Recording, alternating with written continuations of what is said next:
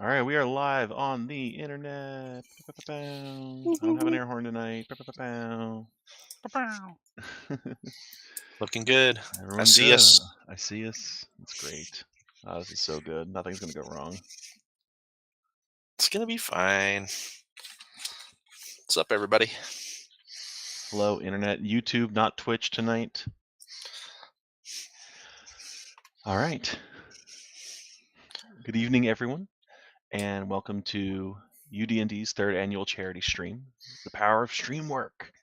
My name is Joe, and with me tonight are some other University of Delaware grads, Tristan and Casey, as well as friends of the UD&D gang, Adam and Forrest. Tonight's charity stream is raising money to donate to Fostering Hope PA, the local Bucks chapter, a nonprofit that serves the foster care community in southeastern PA by providing wraparound support and services to foster children and foster families. Definitely check out their website in the description, as well as on our Better World fundraising page, and pay them a visit. On to tonight's stream. Tonight's stream is powered by your donations and your choices. Folks who donated prior to the stream were able to make some creative decisions about our story tonight, such as the overall story arc, the mood of the game, and the setting where the story takes place, and we tried our best to adhere to all of that. While any donations tonight won't get to weigh in on those elements mid-story, we're still hoping you will feel the spirit of our game and the season and donate to those less fortunate. Again, link to our fundraising page is in the description. So thank you to all the people who have already donated and supported our charity stream, and we hope you enjoy the show. The game. Our players are going to be in charge of 4 distinct characters as we work through our Dungeons & Dragons game in tonight's story. Players, if you would please introduce yourselves, your characters, their names, class, race, combo, just a couple sentences. We don't need to get too into it just yet. And we will start with Tristan. Yeah. All right. Glad I got to go first. My character is a very large, tall wood elf with bright white hair. His name is White Raven, and he is the chosen avatar of the Storm King, and therefore wields a mighty lightning sword. And he's here to revenge his friend and mentor Porter Elf, and that's White Raven. All right. Thank you, Tristan. Adam, why don't you go next? I'll be playing Vor, the kobold sorcerer. A kobold is a small lizard kind of race guy, kind of like a goblin, but more lizardy. And Goblins, but for dragons. Dragon-shaped goblins, yes. And he'll be doing lots of dragony fire magic, usually, probably, hopefully. We'll see. Yeah. Thanks, Adam. Forrest, let's hear from you now. My name is Forrest. I am playing Botticelli, who is a Tortolan monk, karate master turtle. You heard that right. Because as a monk, Way of Mercy kind of subclass, he has to wear a mask as part of his deal. Grew up on the streets or under said streets. Has some cousins somewhere in some other cities, but we're not going to talk about them or worry about them. For copyright reasons. Naturally. Thank you, Forrest. And last but not least, Casey. Hi, I'm going to be playing a human rogue named Jackson. Mid 40s, but looks way older and more haggard than that age might appear. And he appeared very suddenly with some crazy powers to commune and speak with the dead, and we don't know why. Maybe we'll find out. We don't know why. Thank you, Casey. Okay, now that we've met our heroes, we're going to move on to the story and set the stage for tonight's adventure. Buckle in for some sweet exposition, world setting. Our game takes place somewhere in the neighborhood of your standard medieval fantasy world, with a few notable exceptions. Sound effects. The majority of this world, named Ionia, is covered in an Arctic tundra. A little bit better volume. Generations ago, storms of snow and ice began blanketing vast regions of Ionia on a daily basis, and have come to define the lives of all its inhabitants.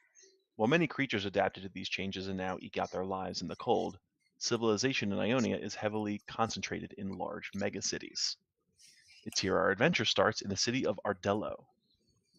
Like many cities in Ionia,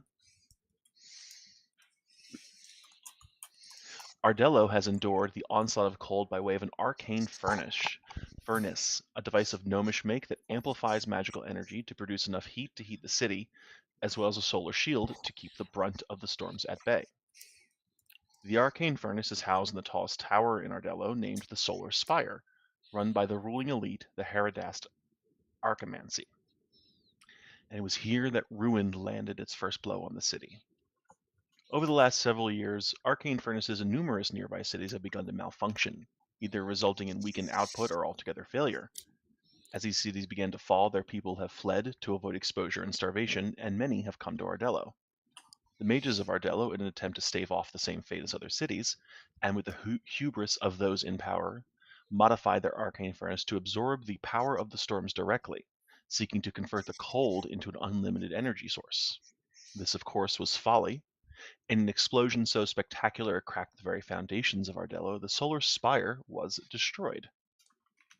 Virtually every high-ranking or powerful practitioner in the city had been called to work on the modifications, and as such, turmoil erupted in the city as the magocracy's ruling class was decimated. To make matters worse, whatever spell the Herodasts used to draw in the cold is still functioning. If something isn't done to return heat and protection to the city soon, Ardello will be lost. As such, what little remains of the military and bureaucracy of Ardello have issued a declaration, or plea, depending on who you ask. Whoever delivers the city out of this predicament will be named the new rulers of Ardello, with title and station to manage the city's affairs. This is where your party now finds themselves, in a city of multiple people of varying ways of life trying to make their case to fix the city in one way or another. Now, you, knowing better, are in a lodge on the edge of the city, far from the arcane furnace, lest it explode again, debating your next move. Like many with your combined skill sets, after the explosion, you prevailed yourselves of many of the mage quarters, but unlike many others, came away with something almost of unnameable value in this time, a scroll of Create Portal. With the mages gone, teleportation magic essentially has become non-existent in the city. You've considered using this scroll to seek out shelter for yourselves, or procuring coin from wealthy citizens for an escape, but without a proper arcane address or the necessary innate skills, you're not entirely sure you'd be better off anywhere else or using the scroll at all. Excuse me. You do see other adventurers in the lodge, as well as a number of disheartened-looking soldiers. There are some families, but most of them who have children have already fled Ardello. A waiter is going around collecting your mugs and brings you a fresh round of ale, when you overhear a halfling talking to the soldiers. Having been sitting in the inn for quite some time, you do know that his name is Jiso. You do not know his surname. And he is pleading with the soldiers to take him to the remaining leadership of the city. You see him, I have an image for him. Silly of me. There's Jiso in the bottom corner. Jiso is a halfling in his mid-30s. He is in relatively tattered, although very warm-looking rags or cold gear, and he is complaining to the soldiers that he wants to help. However, as I said, you've seen many different folks try to claim rulership of the city by saying, "Oh, why don't we just burn all the buildings?" or different silly or maybe overly arduous tasks, whereas most of the soldiers are really just following their own orders and kind of broken up into little mini splinter factions of the military.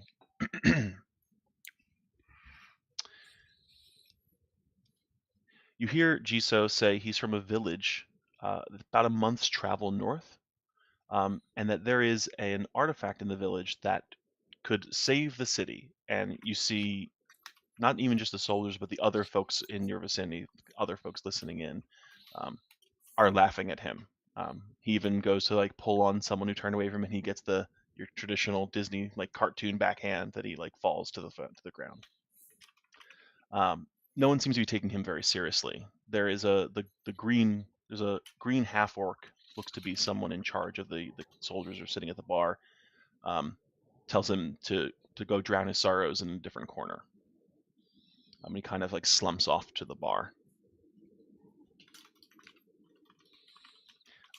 You do hear, as he's kind of like slumping away defeatedly, one of the other patrons, similar adventure to yourself, say, "Why didn't you bring the artifact with you?"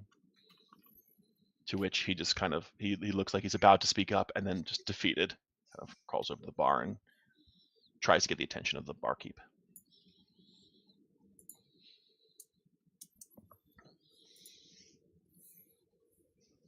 So Botticelli's going to go and kind of tap him on the shoulder a little bit. Hey, buddy, how you doing today?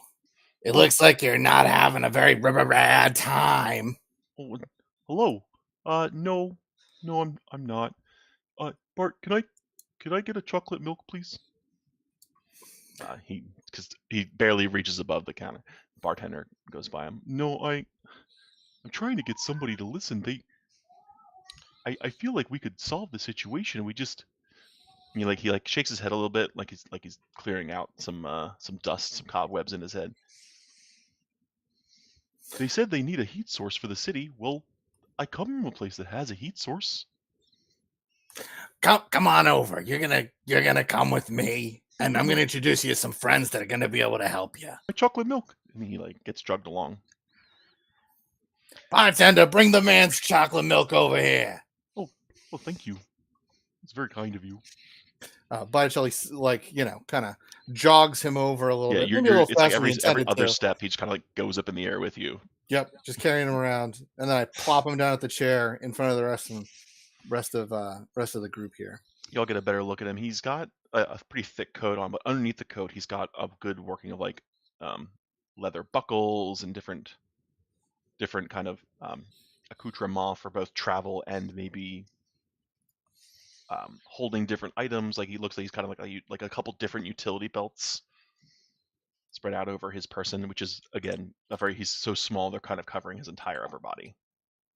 What you might normally carry on your waist and lower torso. Can I ask a question here for the DM? For this scroll that we have of the create the portal, what's the range on that?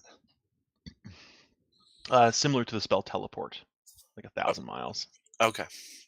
Whatever teleport is. Yeah. And we're not worrying about we're not worrying about classes that can use it. It's a usable scroll, which you, generally speaking, have been pretty hush hush about having, because it'd be one of the more popular items you think in the city besides a new heat source.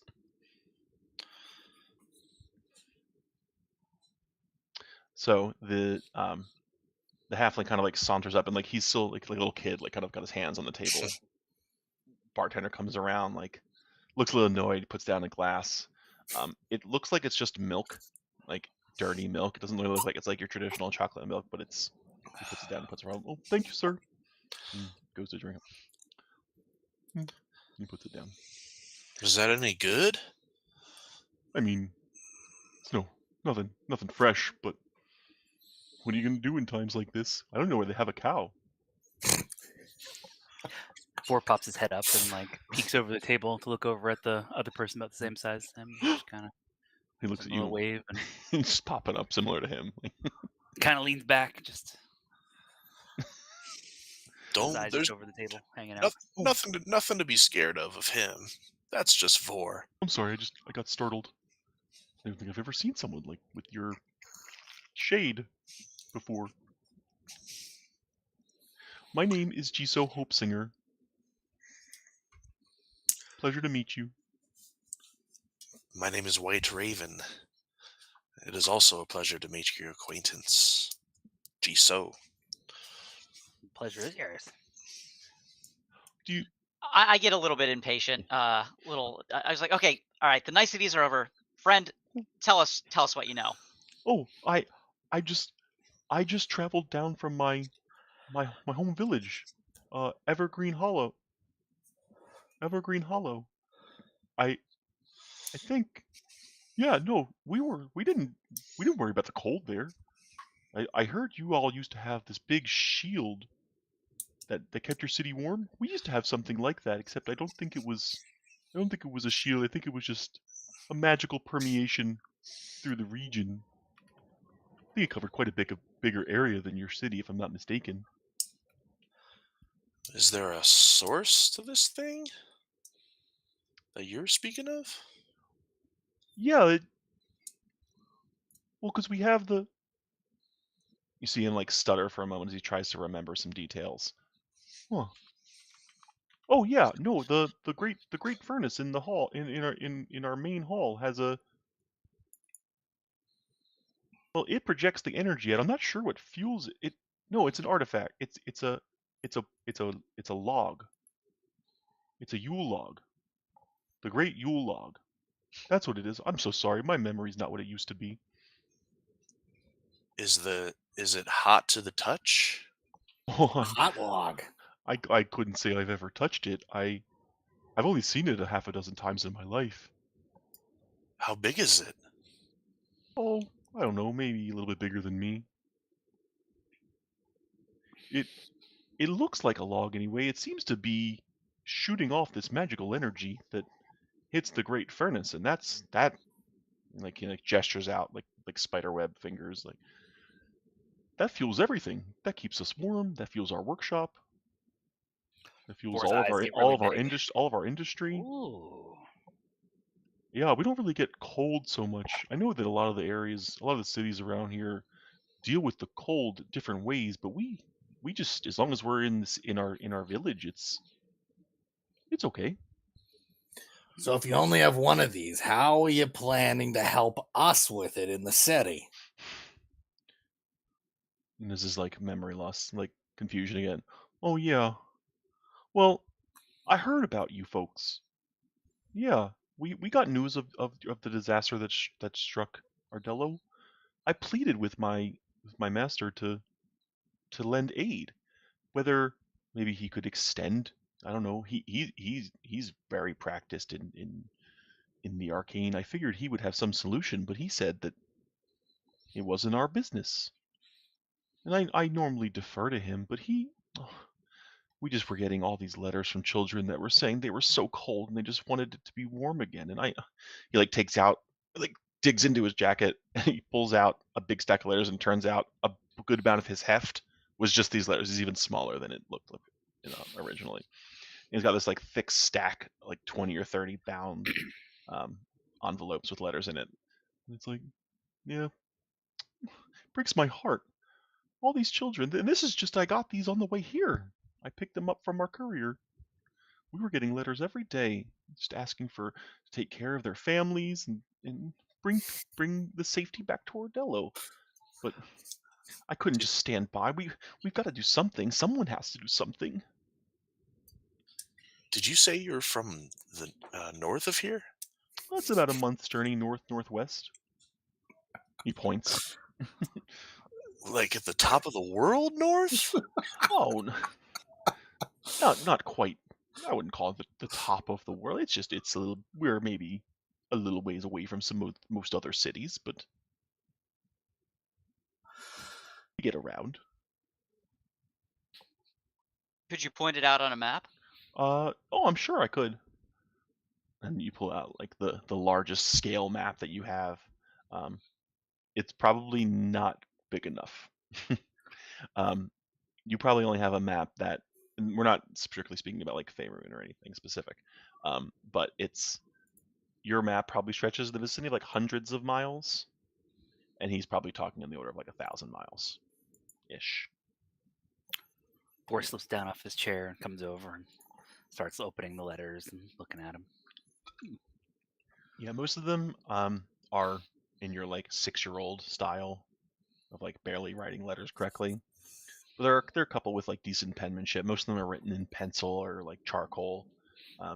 One or two of them are like written in nicer calligraphy, maybe from like a 12-year-old. But they're all essentially from children asking for various things. Some are asking for specific, the penmanship leaves something to be desired. Well, you can't blame all of them. I could. Some of them. That one's nice. And he points to one that's got Oh. like decent. Like the paper's a little nicer. It's like thicker linen Opens it up paper. and it's like, ooh, that's beautiful. I'll keep that one. Vor folds it up and puts it in one of the pockets on his coat. Yeah, I'm having trouble remembering how I left, but I do know that there were a couple of us that were voicing the opinion that we should do something, and he like reaches up to his neck, and like as he does that, the jacket kind of brushes to the side, and you see he's got this chain mark, like a burned chain mark on his neck, a good like 2 inches across, just going down under his shirt. Does it look fresh? It is very fresh. And he, You like, talked about this this master of yours? yeah, Buffano. Master Buffano. He runs Evergreen Hollow. Well, he's been in charge as long as I can remember. And if we wanted to have a conversation with this Buffalano, what would we? How would we do that? Master Buffano. Oh, Master Buffalano. I would say that you could just try and talk to him, but I don't think that's going to go very well for you. Why is that? He doesn't like it when people try and take his things or even talk about it. But Well, who said we were trying to take? well, I take did. his That's things? what We I'm just saying. wanna- That's what we I'm just saying wanna to do. talk. Oh, If he isn't going to share it, well, all right. then he doesn't deserve it. He'll be fine. He doesn't mind the cold even. I don't know why he won't just give it to somebody. So maybe we need to alleviate him of this particular burden. Is that what you're suggesting? At least until the people here can get somewhere safer. Maybe like a year? I don't know. I haven't really thought it through. It's not strategy's not my strong suit. I feel like something needs to be done.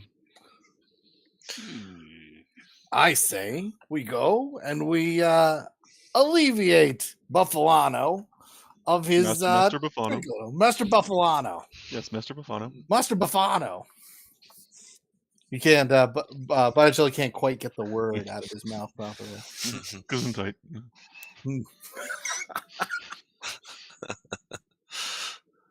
I say we relieve him of this problem that he has in the way of the warm log of Yule. We could certainly use that. I agree. It seems to me like this Master Buffano needs to be taught a lesson or two on kindness and sharing. Goodness, my settings are freezing. Can everyone see me? I'm kind of freezing up. Yeah, I can hear you looks frozen. just fine. Just the voice. All right, I'm back.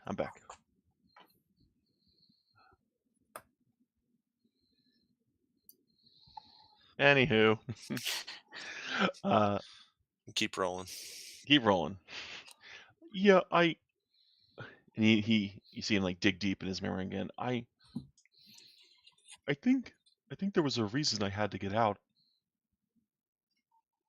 I don't think Master Buffano likes it when we think for ourselves. Yeah. I don't know that many people there will be very helpful. Yeah. Is master like a craftsman title, or Well, Vor he's- kind of moves his hands around?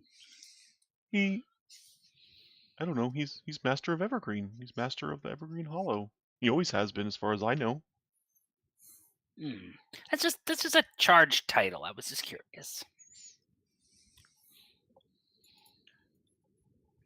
Vor looks again at the scorch marks on his neck. And Thinking. how many would you say that there are of you that Master Buffano commands, or how many Well- is he in charge of? Let's see. There's few dozen of us in the workshop, and then all the different other services, and maybe a couple hundred total. Hmm. And what do you make? Oh, in we this make everything. workshop? We're kind of like a delivery service. Interesting. Logistics. Yeah, I really just kept the animals. I'm not privy to some of the other details. Very well. Sounds like we're going to need to raise an army and go storm Evergreen Hollow and take this Yule log for ourselves and for the city. Oh, that would be so great.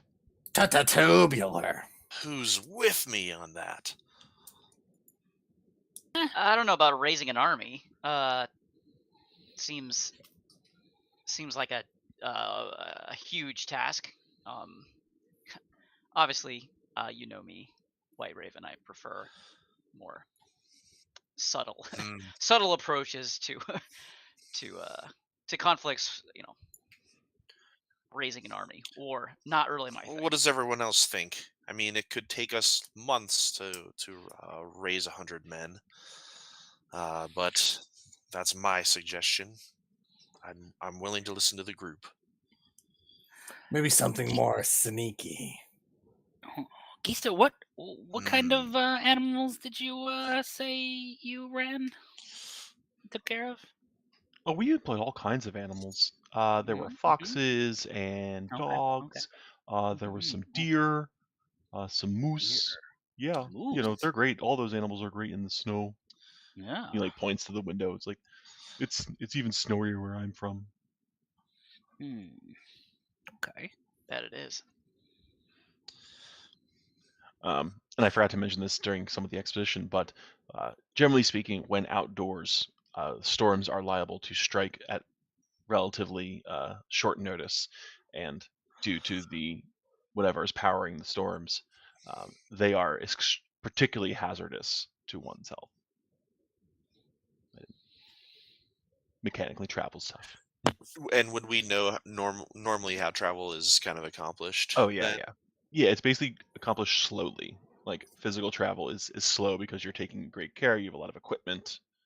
You don't go too far in one day lest your animals tire.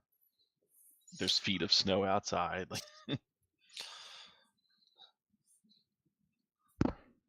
so, if it's not blunt force trauma, then it sounds like we're gonna need to be a little more stealthy. oh, maybe if you I don't think those soldiers were be very convinced anyway. They were mean. They were naughty. Are they on a list now? What? A naughty list. Huh. That might be helpful.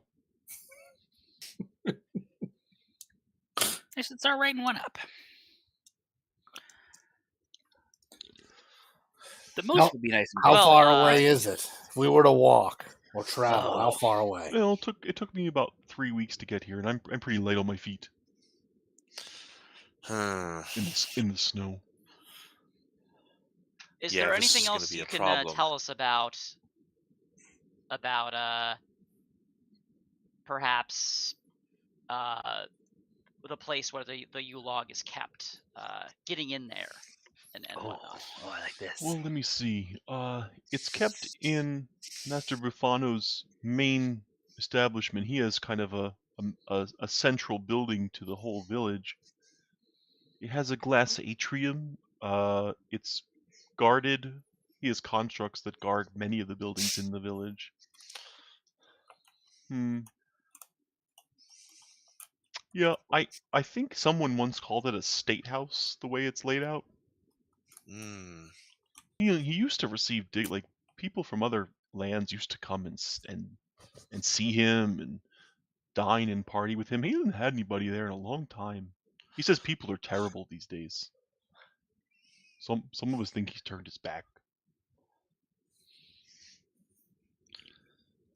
A reclusive statesman who keeps his prized possession. Or maybe it's in the forge. We have like a pretty big factory where we kind of do repairs on our equipment and make things. Hmm. It's heavily guarded.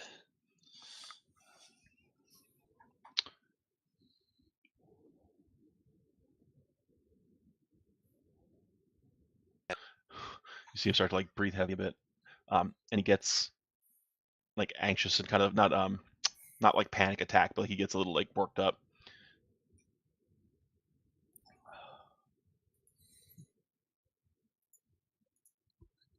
Hello, I'm friend. remembering Drink now. some milk. Me and some. Oh, lost my video completely. There we go. Oh, sorry. Me and some.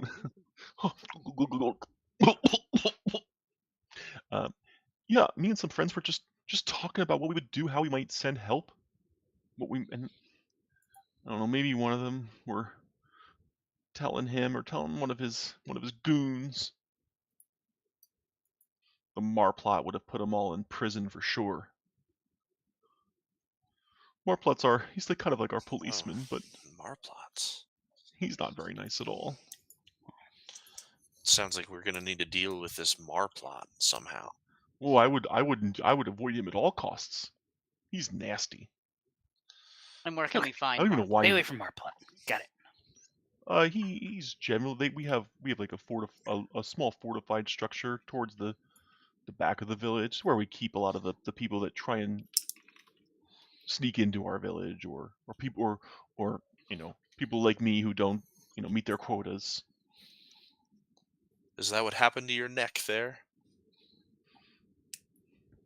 Yeah. He looks down and he reaches up with his other hand to do it and looks down. He's got like frostbite on 3 of his fingers, like old frostbite. Yeah, it's a terrible place. Yes, it doesn't sound very great. No, it used to be a place of cheer and joy.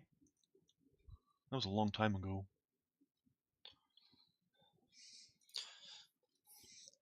Do you think something else happened to Master Bufano?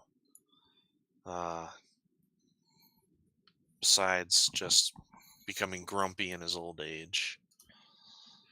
Oh, I couldn't say. He doesn't really talk to us anymore, except to bark orders. Yes, that sounds. I think that's why he refuses to help. Whatever put him in that mood. That's it. Vor hits the table and looks up. We need to help this guy throw off the shackles of oppression. Yeah, that'd be great. Yes, I agree. Well, if we're not going to raise an army, we might need a covert operation. But sounds like we need to get there quickly.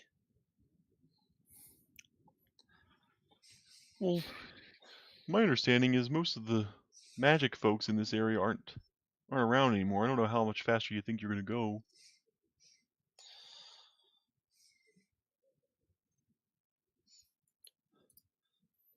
The cold is terrible, especially this time of year. Jackson, you're muted.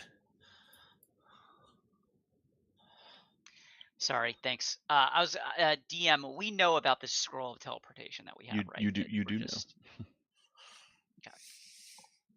So I think we got to decide: are we taking the transportation To there or or Yeah, that's what I've been back thinking. again? Point of clarification. Right. Typical. YouTube is not receiving. That's not good. Sorry, everybody. Still. Yeah, it still looks like it's going. Looks like it's going. No, that's fine. The scroll of portal create portal is not your standard teleportation, which is a one-time use. It is an 8-hour portal that gets created. Oh, we got a timer for the same number of people as the teleport spell works, which I think is 9 total. Okay. So, party, as we're sitting here talking, we can take 9 total people with us. Maybe we should try and convince some mercenaries or whatever to come along, since we got a couple extra slots on the way over. Yeah, we could try, or if we need it, if there's anybody that Jiso wants rescued as well, we can always do that too. Oh, that would be great. return them. Anybody you could bring back. I have plenty of friends up there. Well, I did. I don't know what happened to them. I ran. Capitalism happened to them. Late stage capitalism. I also don't know how I'll end up. How I would do there. I would be fine. But you know your way around. Sounds like. Do you know your way inside of the forge and inside of the state building? Oh yeah. Oh yeah. I know all about it. I think. If we were gonna sneak in, maybe with the help of I don't know, some amazing magical object, would you know a good place for us to suddenly appear and leave a door maybe open to our present location? Well, I mean, there's teleportation coordinates, but I can't imagine any of no offense, but you guys don't look like you wouldn't be in a place like this if you could teleport, hey? Hey, looks can be deceiving, my little Hey. friend. What am I, chopped liver? This guy. Oh, are you a wizard? He looks over at you. Nah, like, close enough. I'm a dragon. Can't you dragon. like you're dressed up as a dragon? He's just a really small dragon. Just let him have it. Vor gets a little Well, angry at first and then kind of pouts a little bit. He Grumbly. he relinquishes said teleportation coordinates. Assuming Maybe that you have some way to get to use them. Maybe this is a better conversation for one of the rooms. I presume this is an inn as well as a drinking is. establishment. It is, and you have a room here. Perhaps we should go somewhere where there are fewer eyes that might make our situation gnarly. You know what I mean? Yeah. No, that makes sense. You look over, as you say that, as he says that, he looks over and he sees that green half-orc kind of like eyeing him up suspiciously. Do any of us notice him looking at the half-orc? Yeah, he's not. Neither of them are being so. They're not like mad mugging him. They're just people in a tavern keeping an eye on each other. White Raven looks at Jisoo, looks back at the half-orc. Is that one over there giving you a hard time? Well, one of his men did. And he looks over at you, Botticelli. Like, I think they shoved me down right before you came over. They did not like what I had to say. They said I was stupid. They're stupid. Real naughty list stuff, huh?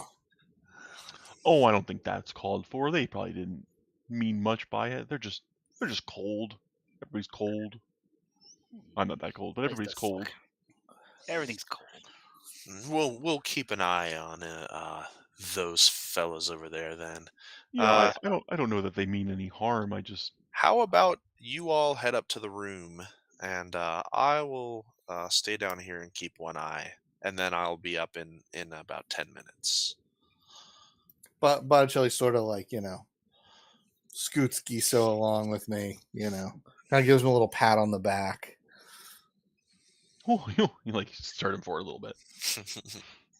I go to the bartender as I'm walking past and say, one more chocolate milk for our friend. You see him like roll his eyes a bit. He goes under. He pulls out a bag out of like an unrefrigerated area, like a skein, and just like pours it out. It's like kind of looks like almond milk style, like tea almost, like not fully white. And he takes a scoop of like powder, drops like it in. cocoa. Adds it to your tab.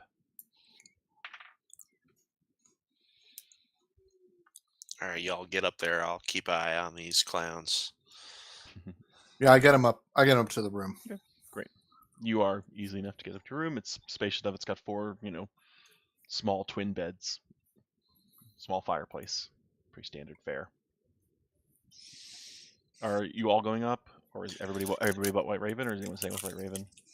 Yeah, Vor's gonna go up and he sits down in front of the fire and warms Yeah, blood I'll, up I'll again. just pretend like I'm finishing my drink and just keep one eye on the band of the orc and those men. Go ahead and make a insight check. White Raven? Guidance. White Raven, to see if you notice First anyone roll. acting funny. Guidance. First roll. You are out. You are upstairs. Nuts. All right. Insight +0. Let's go.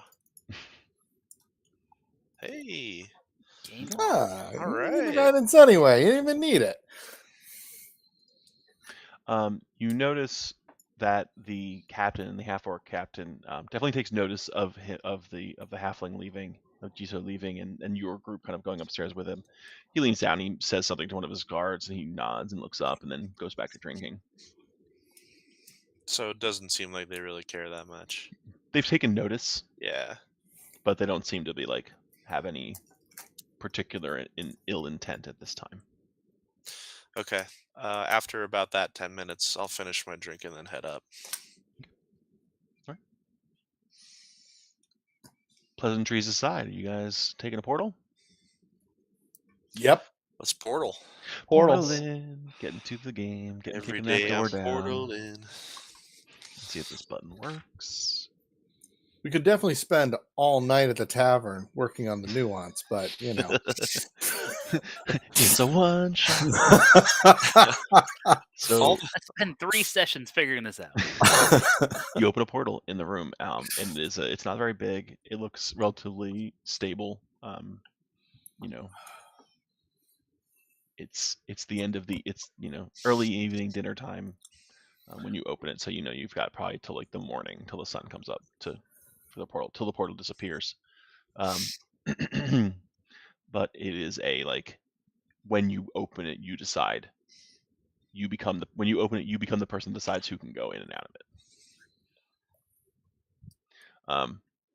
So you come through, and you all, it's kind of a funny situation where you all jump through the portal and then fall 2 feet into snow because the portal landed above snow.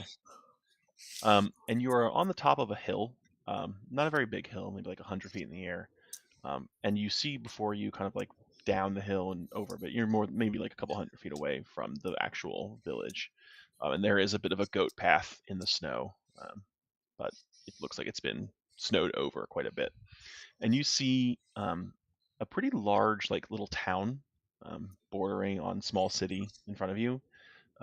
There is you see the photo, you see a very large dome-like structure kind of in the center of town, and there are a lot of other smaller structures, a lot of light, a good amount of light set up. There is if you look to the right of that smaller spherical structure, you see there's a bit of a trench that you can't see the bottom of, that kind of goes and weaves its way throughout the city or throughout the town. And there are a good number of other people running around. You probably can spot a good 40 people just kind of walking around, all of whom are halflings, or look like halflings. So you said it's about dinner time. Is this are we obviously very cold, but is this winter or It's sort of always summer? winter here. Is it dark? It's dark. Yes. Okay, I see what you're saying. It is dark. It is. The sun has set. Okay. Well, he was saying that they've got the magical Yule log that makes the town warm, the village. Mm-hmm. And it's one thing you do notice. You are, like I said, a couple hundred feet outside the border of this town, and yet you don't really feel the same bite of cold that you do in Ardello. It's cold. It's not you're not next to a fire or anything, but you could probably spend the night out here without worrying about freezing to death. You might be uncomfortable, but yeah. Or stands back up and his head comes out of the snow when he brushes it off his horns. I hate this. He looks around and says, "This whole planet, this whole world sucks." Is Giso with us? Giso is with you. Was this really the teleportation coordinates, Giso? Couldn't have given us a warning. Get us? Well, that's not really how it works. I mean, it takes you in the vicinity of where you're going. Otherwise, if it was the same spot, you'd have to organize who was coming and going so that people don't splice together. It gets you around the perimeter of the city. It doesn't. How does he know so much about teleportation? This isn't a teleportation circle. Guy knows He's- a lot about magic. Take your word for it. He's in logistics. All right, Jiso. And you see him like he kind of like scurries to the top of the snowpack. Being a halfling, his weight is easy enough to sustain. He's got wide enough shoes on. Vor, you'll have a pretty okay time of it. Like it's not like loose powder. It just makes travel a little bit slower for everybody. He starts to point out a few of the other like structures, things that are standing out. There's a lot of a good bit of the town is like residential or like what might be barracks or something to that effect. But he points out where he works. He points down to like the bottom left of the hill. Like he's like, oh, that's the animal pen where we keep all the animals, the menagerie, as it were. He points to a large structure, kind of like opposite of the giant dome. Well, that's the factory. That's the forge and factory over there. When he points down to the bottom, like close to the bottom right, well, that's where the jail cells and the Marplot stay. Huh. He looks around. You see as he sees. There's kind of like a just outside, like let's say if you're at 9 o'clock looking, or sorry, 6 o'clock looking at the circle of this village, at the 9 o'clock spot, just outside the walls, there's like this pit, like a pretty maybe like a 30-foot wide kind of divot into the ground, cut out, and it only stands out because there's no snow in it. It's like a giant pit in the ground. I wonder what's going on over there. Down below you see like a small altar kind of like carved into the rock that is right below you guys. Or like, some kind of like couple rock features you can't quite see because you're looking down on it. Several of the buildings, including all the named ones I just described, all have these like, they're not quite catwalks that connect them, but there are like bridges and structures so you could like get around without going down, over, and up. That's what some of those, like in the image, you see like those wiry looking structures are. Aha. I'm so sorry. Did he say where the Yule log is? He said he's pretty sure it's in the giant dome structure, because that's essentially the source of energy for the town, for the Evergreen Hollow. Are you aware of any, I don't know, more clandestine entrances to the dome space? I can't say that I am. I only ever went through the main door the few times I've been in there, but I mean, there's got to be. It's a pretty big building. Is it reasonable for us to like do some careful scouting, or is it likely we're going to stick out like sore thumbs as soon as we go in? If you guys walked through the city, it'd be or the town, it'd be very clear that you were not halflings. How's that? Lots of them. They're White Raven will say, and you guys would know that White Raven does have the ability to potentially help us out with being a little more stealthy based on his wood elf traits. He's got some inert magic that might be able to help the group. But pass without trace? Something like that. How busy is this town from what we can see? Are there people walking around?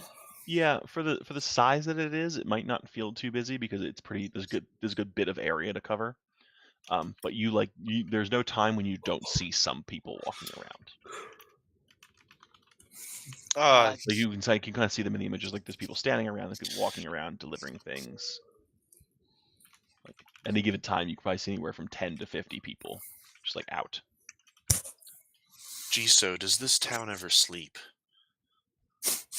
What do you mean? Do people go to sleep in this town? What do you mean? Is there revolving shifts around the clock, or does everybody sleep at the same time? Oh, we take shifts. Otherwise, some people try and work all the time, but they don't last very long. So we've learned to take shifts and just kind of sit in our rooms or do other chores. Got to stay busy. And as he says that, you see him like start to cheer up a bit.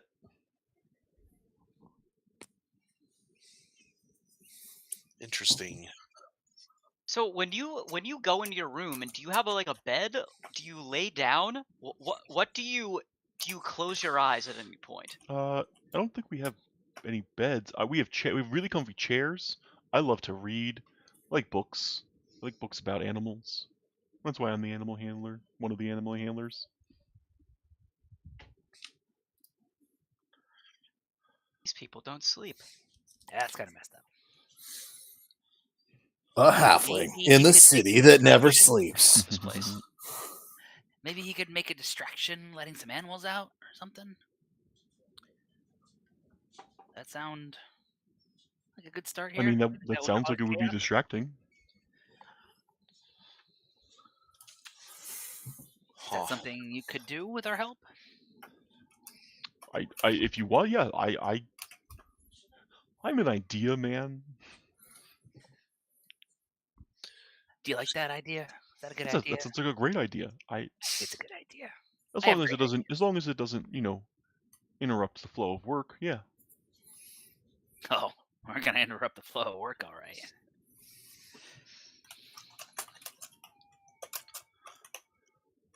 Master won't know what's hidden.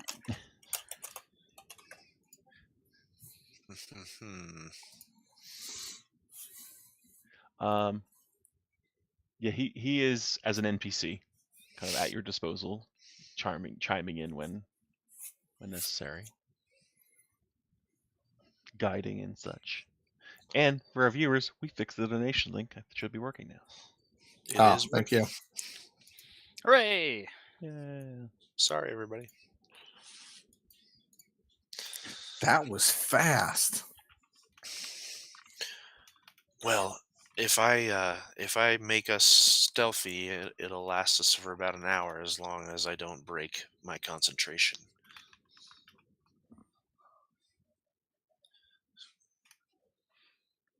So that's seems like that's our amount of time that we have to get in. And Perhaps if we combine the two strategies, Giso creates a distraction with the animals, letting the animals out, and we also, be as stealthy as possible. With the help of Indeed. White Raven. Giso, can you draw us a little map of the inside of this state building, that to your knowledge?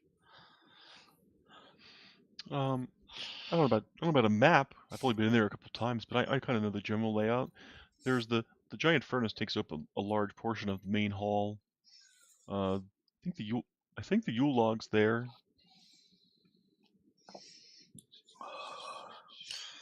I think the Yule log's there, and it goes into the furnace, and the energy goes. Uh-oh. We broke him. He's really tired, probably. Not a big sleeper, I hear. You go through the main doors, and it's right there. What was in that chocolate milk?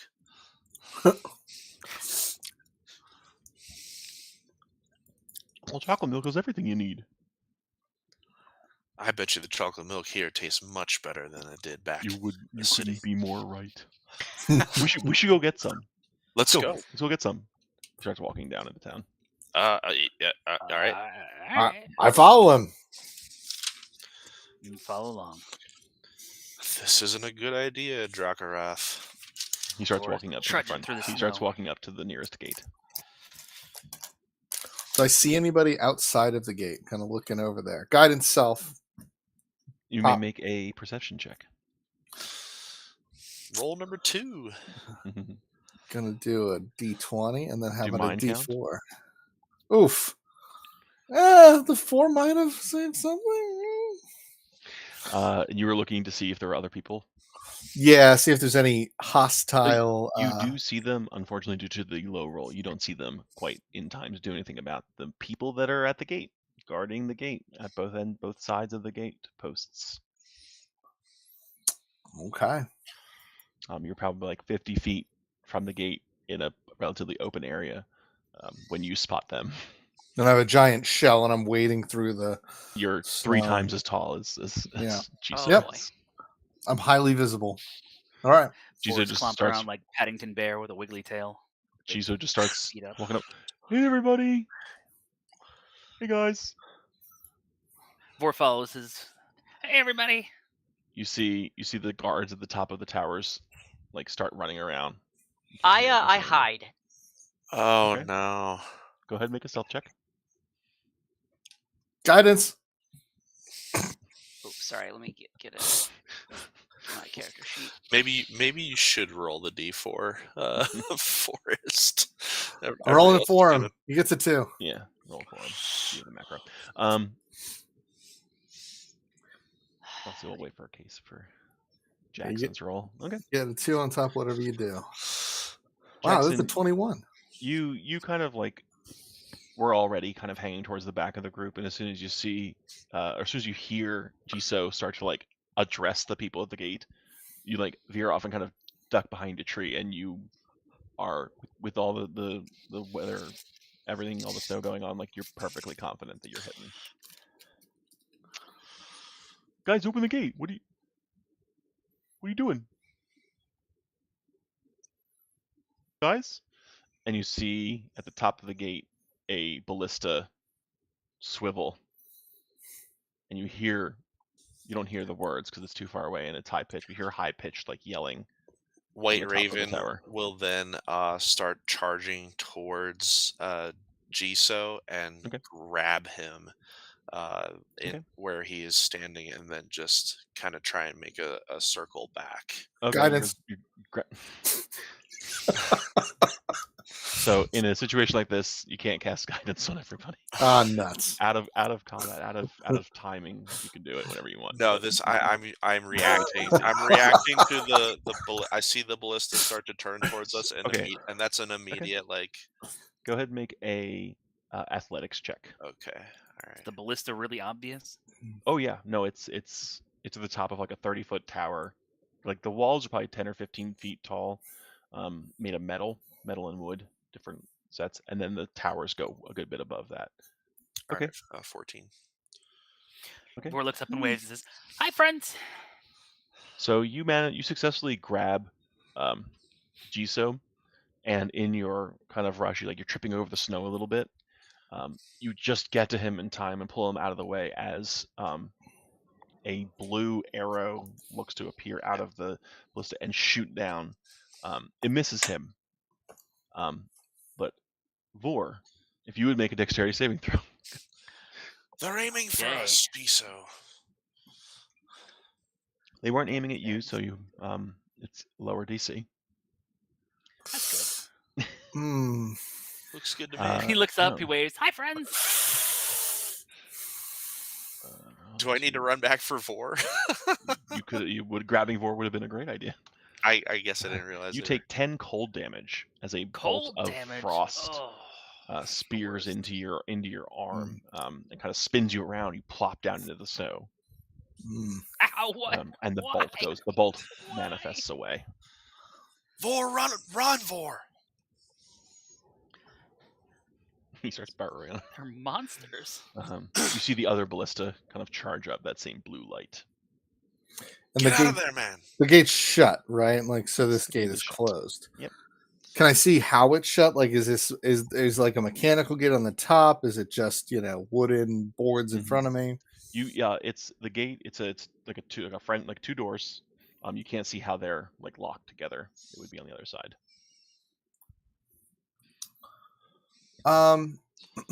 I will start attempting to like scale up. I'll just bum rush it. You're gonna run to the gate. Yeah. You're still I would say you were probably like 30 to 50 feet away when this. Maybe I was a little further away than I thought I was.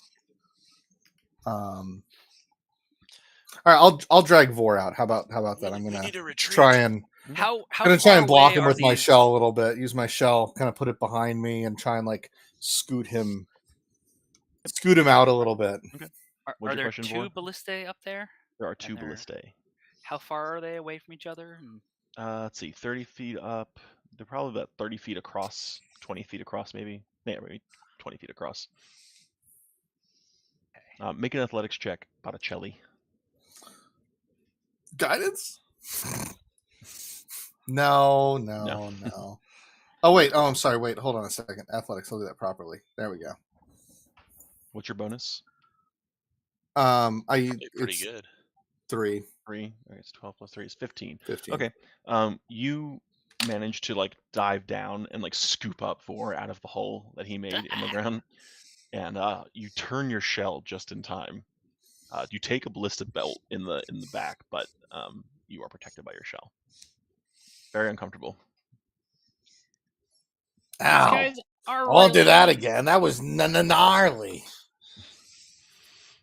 You could see the halflings at the top of the post like scrambling to like reset the ballista.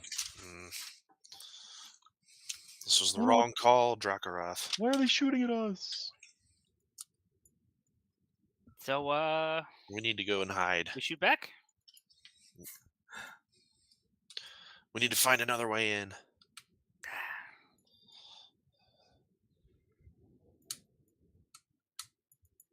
Yeah, let's get out of here. White Raven and Botticelli, you've got the 2 little ones. What are you doing? Well, I don't Vor, see what are you doing Bauer. while being held? Right. I don't see Bauer. I'm just Jackson. telling Jackson. I Who's don't see that? Jackson. Nobody sees Jackson. Yeah. Why did you say that? Who is that? Why did you say that name? Bauer? It's not important. Don't worry about it. Yeah, Botticelli's gonna just try and get out of there, get out of range. Okay. With Vor. Easy enough to do it. It takes a good like 15 seconds for them to reset the ballista. Yeah. Okay. Both of them. So we get. Or looks up at them and gives them the like. Mm-hmm. I'm watching you guys. Better not get on our naughty list. Gee, so you didn't tell us about the cold ballistas. He shakes his head. Oh, I'll make good berries. I'm so sorry. I don't know what came over me. Of course, I said we shouldn't just go waltzing through the town. I didn't know they But were you going to shoot did. ice at us. What the They hell did? is this place? Well, No. how else would they defend themselves? There's ice everywhere here. It's Why would they plentiful. defend themselves from you, Jiso? Well, probably because I ran away. I'm sorry. Or face bombs. Being back here must be. He shakes his head. You see him struggling with mentally bits. I say, looks like Jiso is not going to be too much help. Looks like it's up to us. Well, he can at least create a distraction for us while we go and accomplish our task. I have an idea. As Giso is just doing the distraction, whatever. It seems like we're gonna need to get into the gate, through the gate somehow, and I can try to scale a wall. That seems like a lot better idea than just going through the main gate. Yeah, you think? And let y'all in. Yeah, I mean, there's only a couple big gates, one on each side, probably. I think. There's no other side. I mean, there's a side sewer. doors? There's a sewer system, but Oh, I wouldn't recommend. Sewer going- system. Well, he points at Wow. he points at the trench, the sewer trench that runs throughout the whole complex. I wouldn't go down there, but if that's what you guys want to do, we could probably. I don't know if digging's a great idea. Your idea of climbing the walls might work, although I don't know what other kind of. I wasn't a soldier, so I don't know what kind of protections they have. I didn't really know that the ballistas shot that blue stuff. I knew we had them. I just can't see when the last time they were used. I do have a rope, a 50-foot rope. I got a rope too. Maybe there's how somewhere tall away is from this, away from the ballistas that we could this potentially wall? climb over?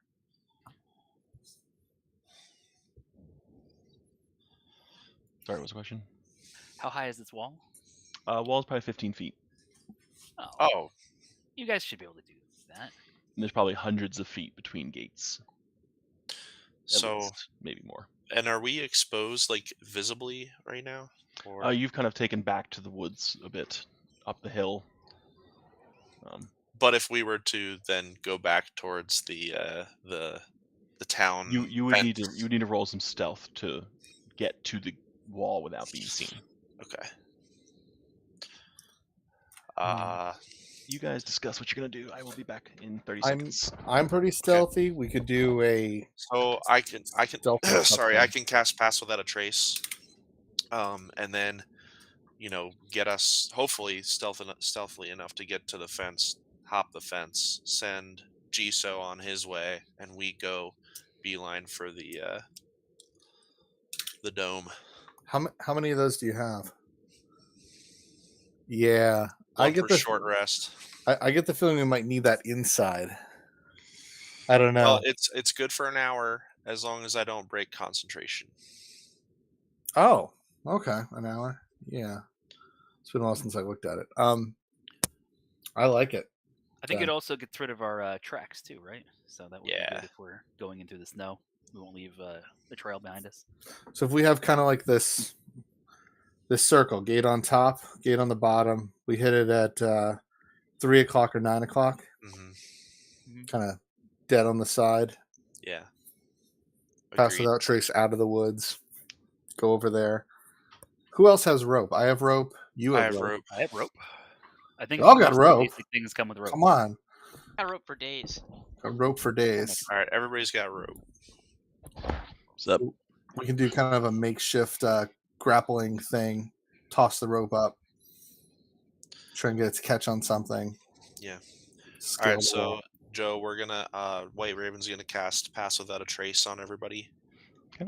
and then we're gonna make our way kind of at either 3 o'clock or 9 o'clock on the village away from the towers. Okay. And then attempt to hop the fence with the rope. We're gonna send Jiso on his way to go make a distraction and release all the animals from the barn. The animals are on the inside of the village. Correct. So once Okay. we get once you get in. once we get in, he's gonna. Does anybody want to go with him and then meet with the party, or are we gonna just? Yeah, I will do that since I can be pretty sneaky. Okay. Maybe Thor that'll. is also going to cling on to the shell, to Botticelli's shell as they go over, so it's a lot Excellent. easier for him to get across. That's perfect. Yeah, love it. Okay. It's important to have minions. I will. White Raven will hold Jiso while we're scaling the rope. Great. Let's start with some stealth rolls to get to the wall without being seen. Do we get advantage on those from Pass Without Trace? You get a plus 10. Plus 10. Holy Moses. How about a 28? Ooh, how about it? How about it? Hey, Holy shit. Another 28. Wow. 40, That's 41. 31. No, 41. 41. Sorry, 41. That's a lot. Cool. nat 20. I love Which I you. wasted. Can you shut the door? Nice. 17, 20. Or let Teddy come in. 18 for me. So what your nat 20 does for you, Jackson, is you are so in tune with like being quiet and like keeping everybody so quiet that you see White Raven struggling a bit, as you're kind of like going through like between his armor and his size in the cold, like Trying to inverse hold on to square law. Jiso and Inverse square law is a little hard. Jiso actually gets free from White Raven in another moment of whatever's happening to him, and starts to walk towards the gate again. And you manage to like tackle him into the snow, and like the cold on his face like wakes him up again. It's like, oh god, sorry. And he jumps back into White Raven's arms. Get back here. He got frostbite in his brain on the trip down. And you guys are gonna climb the wall. You make it to the wall completely unseen. You're scaling the wall. Easy enough to do. We don't have to roll for it. with your size, the wall's not that big, and rope. You scale over the wall. You see that the perimeter of the wall essentially has, you see like there are sections of the wall where there's a walkway right along the top, and it goes down to halfway, goes down, like it kind of like goes up and down throughout the wall, snakes up and down the wall. So there are different ways to get different vantage points over the wall. But you're still probably like 200 feet from the nearest gate, so it's very low guard in this area. And you duck behind one of the buildings. Sweet. Right off the wall. It's pretty packed in here, so it's very dense. It's easy to kind of like snake around. Anywhere that isn't the main like center square area. All right, Jiso, go with Jackson to the stables and make your distraction. Meet us back at this very point right here. Okay. Be safe. You too. And he takes off, let's say, west towards the same place he pointed to, where the animal pens are. And then is Jackson gonna go with him? Jackson's going with him, right? Yeah, I'm gonna go like with him, but I'm going to be stealthy. Like I'm not walking with him. I'm just making sure that he stays focused. So you staying next to him or no? No, I'm not staying next to him. I'm Okay. Kind of shadowing him. How far away are you? 30 feet. Yeah. Being as quiet and stealthy as possible. Okay. He leads you to what looks like a very large like animal pen kind of area that has a pretty good bit of external pen areas. It's like a big barn. And he says like he will go inside and set a distraction. And like he gets to the door, he looks back at you, like basically looking to see if you're going to come in or if you're going to stay outside. Can I see anyone else? Any other halflings in there? He hasn't gone inside yet. He's like at the door, about to go in. Do you go in with it? Like, do you also go in, or are you going to stay outside while he goes in? I go up to the door, but try to remain unseen. Okay. Yeah, with your skills, it's not even a question of how, and especially with the, well, I don't know if you have without a trace anymore, but you stay unseen. You duck into like a stall, and you're kind of keeping an eye on the door. He goes inside and shuts the door. You didn't see anyone else in there. Doesn't sound like there's anybody else in there right now. But then, like 5 minutes go by, 10 minutes go by. Nothing happens. All right, I try to get on. Is there like a? Can I get on the roof? Is there any way into this barn, but the front door? Yeah, or can I just look through a side window? There are probably multiple entrances to the barn. It's not like a secure stable. It's Okay. it's a horse barn. Yep, got it. So you can peek in. I peek in and see what he's up to. He's in there brushing some deer. All right, I say, damn it, enough with this. I get into. I go through a side door. Okay. Oh, hi there. I'm sorry. These animals are filthy. They haven't been tended sure to they are. properly in weeks. So there's no other. No one else is in there. Okay. I throw open the front door. Okay. And I untether any of the animals that may be in their in their cages or pens or whatever. Yeah, there are probably like 100 animals in this place, between reindeer and moose and foxes and wolves, and dogs, wintry animals. And So you open the doors first, or you open the animal? Like, which one are you? Yeah. I open the animal cages first, okay. and then the doors, and This is unforgivable, and I hate to do this, but it's a one shot. I start a fire. Yes. I start a fire. Before or after you start opening cages? Oh, after. It's the last thing I do once all the All right. animals are. So you can do this. You succeeded doing this. Give me a dexterity save to see if you avoid the animals attacking you while this is happening. Okay. It takes a while to get through like each animal. It's not like pop pop pop pop pop pop. Dexterity save.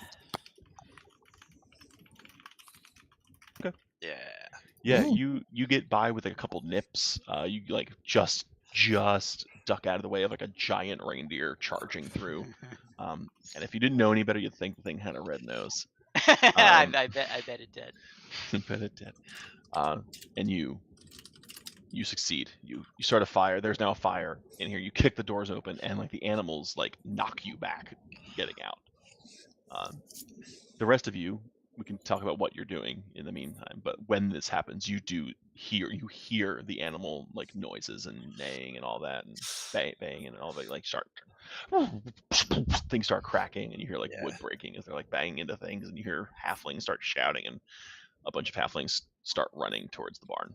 Oh, good. Finally. The three of you, what are you doing in that meantime? Let's call it 10 minutes. Yeah, I think we were making our way slowly towards the dome house. Trying to get close to the opening so we can go in when there's a distraction. Making our way downtown. Making our way. Making our way downtown. Okay, go ahead and make some more stealth checks to navigate through the town without being seen. Still plus 10. Oh, look at that! Oh, it's natural. It's pretty snappy. Love those naturals. 38, 22. 18 again. It's a little harder now with all of the halflings running around. Like every time you like try and run between 2 points, you have to stop and wait for like 3 more halflings to run by, and you go. You do successfully get, let's call it halfway between where you were and the dome. Maybe now a few, what would amount to blocks away. Mm-hmm. Maybe like a 45-degree angle from the very, very top, because it's 5 stories tall. And that's when you hear the fires. As you're making your way downtown, you hear those fires. Cool. You hear the ruckus from the fires, I guess. I'll just say I don't think Jiso would have started that fire, so I'm gonna go ahead and guess that was our.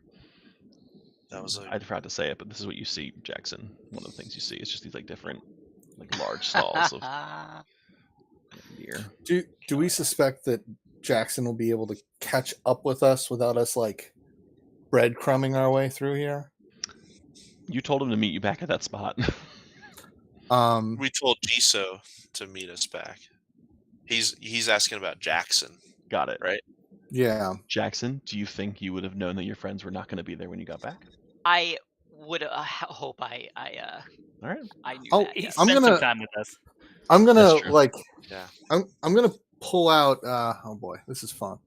I'm gonna get out the disguise kit. I'm gonna grab like just like a piece of charcoal or something from that, and I'm just gonna like pretend thieves can't the wall, like not even like for real, just like some ridiculous looking symbol on the corner. Yeah, I've seen it, and I know I don't know it. Thieves can's also more of like a way of speaking. It's not like symbology. Like, okay.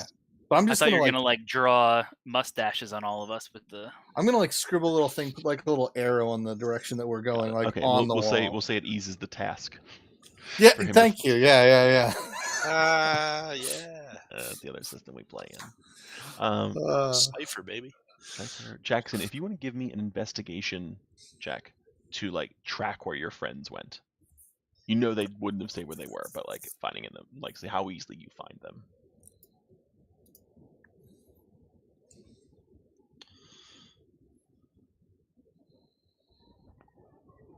Investigation.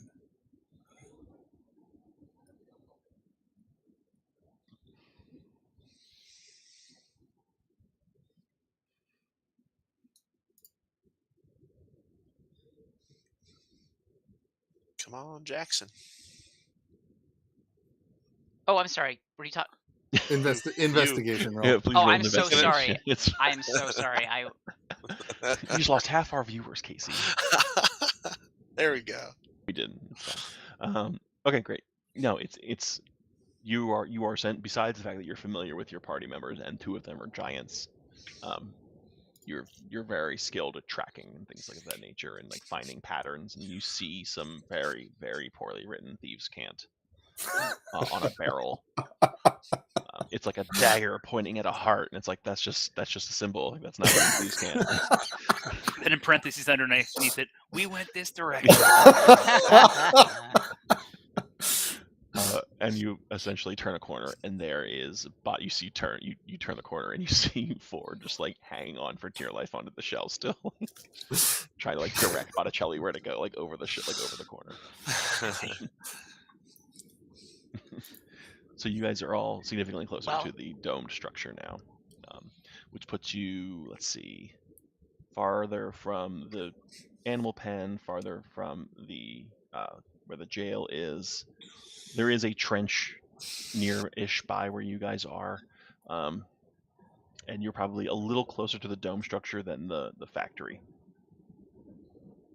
Just kind of, we don't have a map, so. Okay.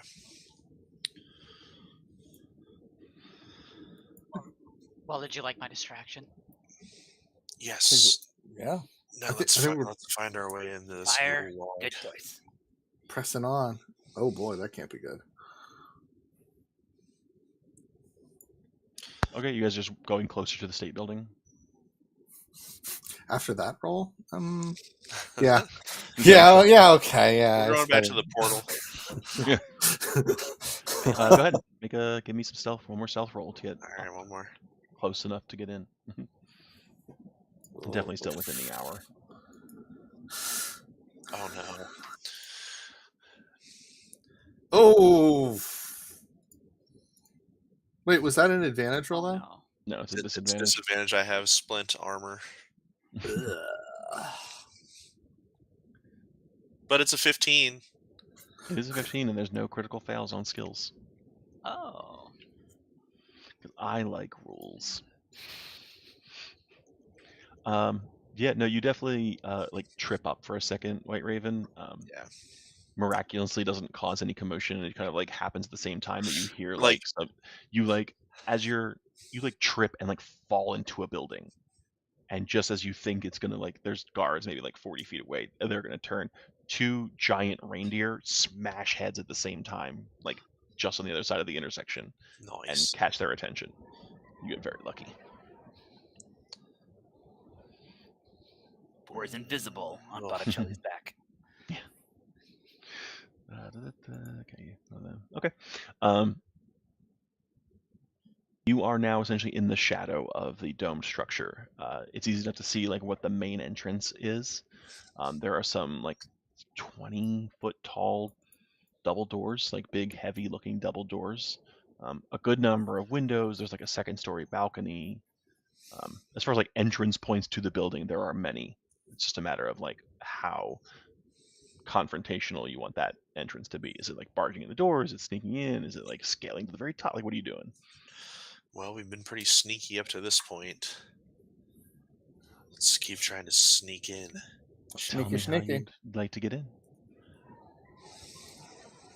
Do we see like an open window? Do we have like an idea of like, oh yeah, on the roof there is a ledge that is relatively obscure? That's a good point. Let's get perception checks from everybody. Is there a door that looks particularly warmer than the others? Can I guidance? As you say, you may guidance yourself. I'm going to guidance myself. As you are like kind of looking around, you do feel even warmer than you did when you arrived. It's borderline like a normal room temperature. You're 22. There's still snow on the ground, which strikes you as odd. Like, and the snow doesn't look melted at all. It's Christmas snow. 22, 21, 8, and 8. Okay. Botticelli and Jackson. Jackson, you do see up on a 3rd story, there's a good number of like the second story balcony is pretty large, kind of like a terrace, kind of overlooking a lot of the area. But you have the particular vantage point you get. There is a 3rd level balcony that essentially is just like one door, like maybe like a small sitting area. that it looks like the window next to the door isn't completely closed. You do spot like a point Open of that. window. Botticelli, you see as you're kind of like poking around, looking up, you hear something. You hear like a familiar sound, and what you hear is water running. And you look, you take a couple steps over, and you see there is the trench goes into the building. The poop sewer. I relay this to the team with a little bit of excitement at the idea that I might get to hang out in a sewer in my near future. That's why you found it. And I say, if we'd rather, and let's be honest, I'd rather, there's a window open on the 3rd floor. And I just point at it. I acquiesce to the reasonability of this suggestion, despite my internal misgivings at climbing something again instead of digging around in poop. So. Okay. Or it's getting a little comfy on the shell at this point, and starting to get a little sleepy and not really paying attention to whatever we're looking at. Cold-blooded creatures. White Raven just says, "Don't worry, Drakarath, we're not going in the sewer." So we will take some acrobatics. Is that what climbing checks are? I think. Well, I'm going to say yes. Yeah. Acrobatics checks to climb and scale this wall without falling, and then when we do, we will then take a break. How, if I may, you may. I would like to potentially be the belayer and like hold a rope for anybody that would want it, and then be able to, and then like have someone go and tie it up, and then we can scale that rope. Yeah, I will consider that. Can I tie Vor like to my shell? Can I like? He is very tiny. You may do that. Yeah, I'm just gonna tie him to myself. I'm like. Yeah, I'd probably hand Jackson the rope around his waist and give him the slack. I definitely do the if you're gonna, so you can do that, and you would know this as you're doing it. If you're gonna do something like that, you probably need to make stealth rolls as well. If you're gonna be tying something to a building, rather than just like quickly scaling up it. So it'll make the DC for the climb easier, but then you also need to roll stealth. And that's both of those rolls are for Jackson? That's for everybody. Okay. Everybody will roll, and then depending on which one you do, different people have different DCs. Like White Raven, if you do the belay and you're last, your DC will be lower because everyone's up there and helping you. That is what I want to do. But you then will be rolling stealth for everybody as you send someone up to tie something, and then one at a time use that system to climb up versus all going up at the same time. So I think Jackson and I probably have the highest stealth, so we should probably go up first. That's where I'm at. I'll stay down here and hold the rope. So you need acrobatics and a stealth check. Let's start with acrobatics. Guidance. This is a good guidance. Okay, you guys scoot the boots. What do I need to roll to hang on here? You weigh like 40 pounds. You probably just hang on. No, let's say athletics to see. It's probably an easy DC. Oh, okay. There's like claw marks in the shell now.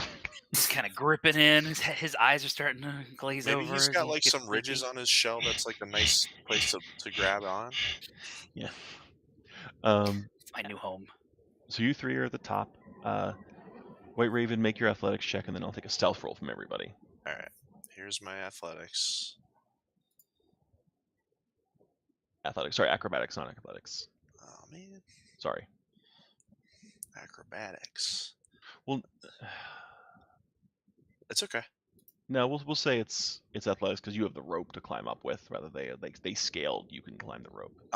So are we good with the strength based? I guess it's just a 10. Yeah, it's a 10. Okay, now everybody give me stealth. Okay. Jesus, case. Disadvantage. Yes. Oh. 16. Okay. So you succeed in getting up, White Raven. It's definitely like not as quiet as you'd like. You're all starting to get a little concerned that like someone may have heard you, and like who knows, like it puts a little bit of pressure on you all for from a timing perspective. Like you're no longer maybe like as freely just Would roaming around. would you say that the hour has run out on the pass without a trace at this point? Yeah, it's ending. It's ending as you like enter the building. Okay. You know, the next move in the building might not have it, but getting in like through the window, not a Sounds problem. good. Okay, we're gonna take a 5-minute break. If that's 5. okay. 5 minutes. YouTube, we have 47 viewers. We don't have Whoa! 47. We don't have 47 viewers. We have 7 viewers. Minus 40. Minus Minus 40. We'll be back in a few minutes. Stay tuned. Be right back. Be right back. Intermission.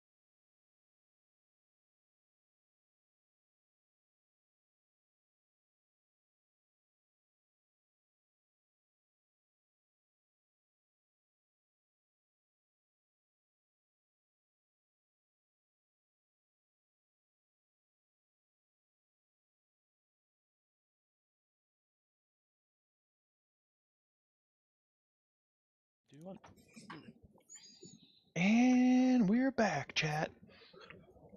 Oh my gosh. Welcome back, everybody, to the UD&D charity stream V3 Power of Streamwork. We last left our heroes about to enter. What did I call it? Where are all my notes going? There we go.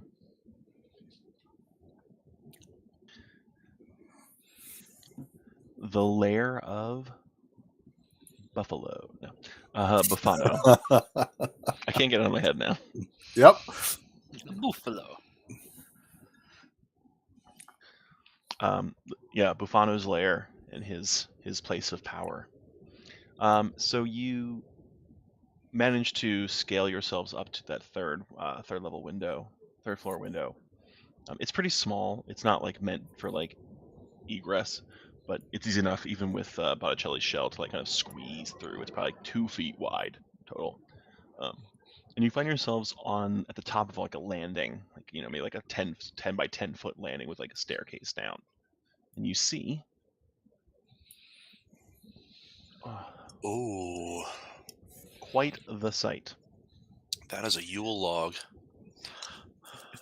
So you see floating in the middle of this room, as Jiso had described, like a 3 foot long something that looks like a log, underneath of which there are some like runes on the ground, and it's like slowly spinning, and it is on fire. And it's not just on fire; it is basically shooting off flames similar to like what we would see as like a butane torch. Like it is like shooting flame out. It's not just itself burning. It is like shooting energy out. And what's noticeable is that the energy isn't just like going up like a normal fire, like direction wise. It is shooting in a certain direction, and there are beams of energy shooting out of it upwards in kind of this like spreading arc. Where'd you go, Tristan? He's back. I was eating. I'm sorry. Into this like vortex ball of swirling.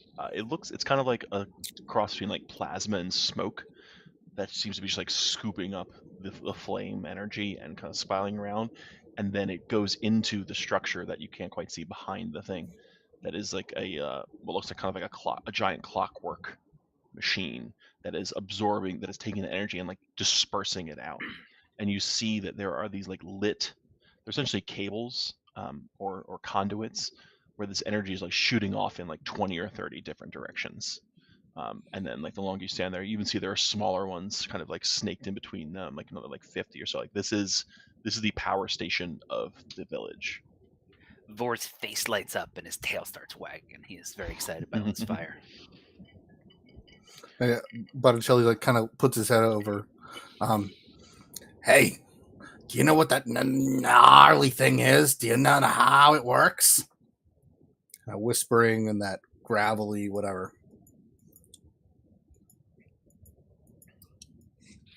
I see you shaking your head. But that was awesome. There are not a lot. You don't see a lot of people. You do see some mechanical constructs, like again, like kind of like clockwork, humanoid-esque figures, bigger than a halfling, smaller than a human, maybe like 4 feet tall, kind of like stamping around, like manning a couple stations, spinning some cogwheels. Is there Overall, any sign of a buffalo? There are no buffalo present. If you'd like to look for Buffano, you may roll a perception check to see if you see him hiding anywhere or like somewhere that might be harder to see. Allow anybody else who wants to make it. 22 is pretty good. 22 is pretty good. Loving that guidance. Okay. Again, Botticelli and Jackson, you spot some things that the others do not.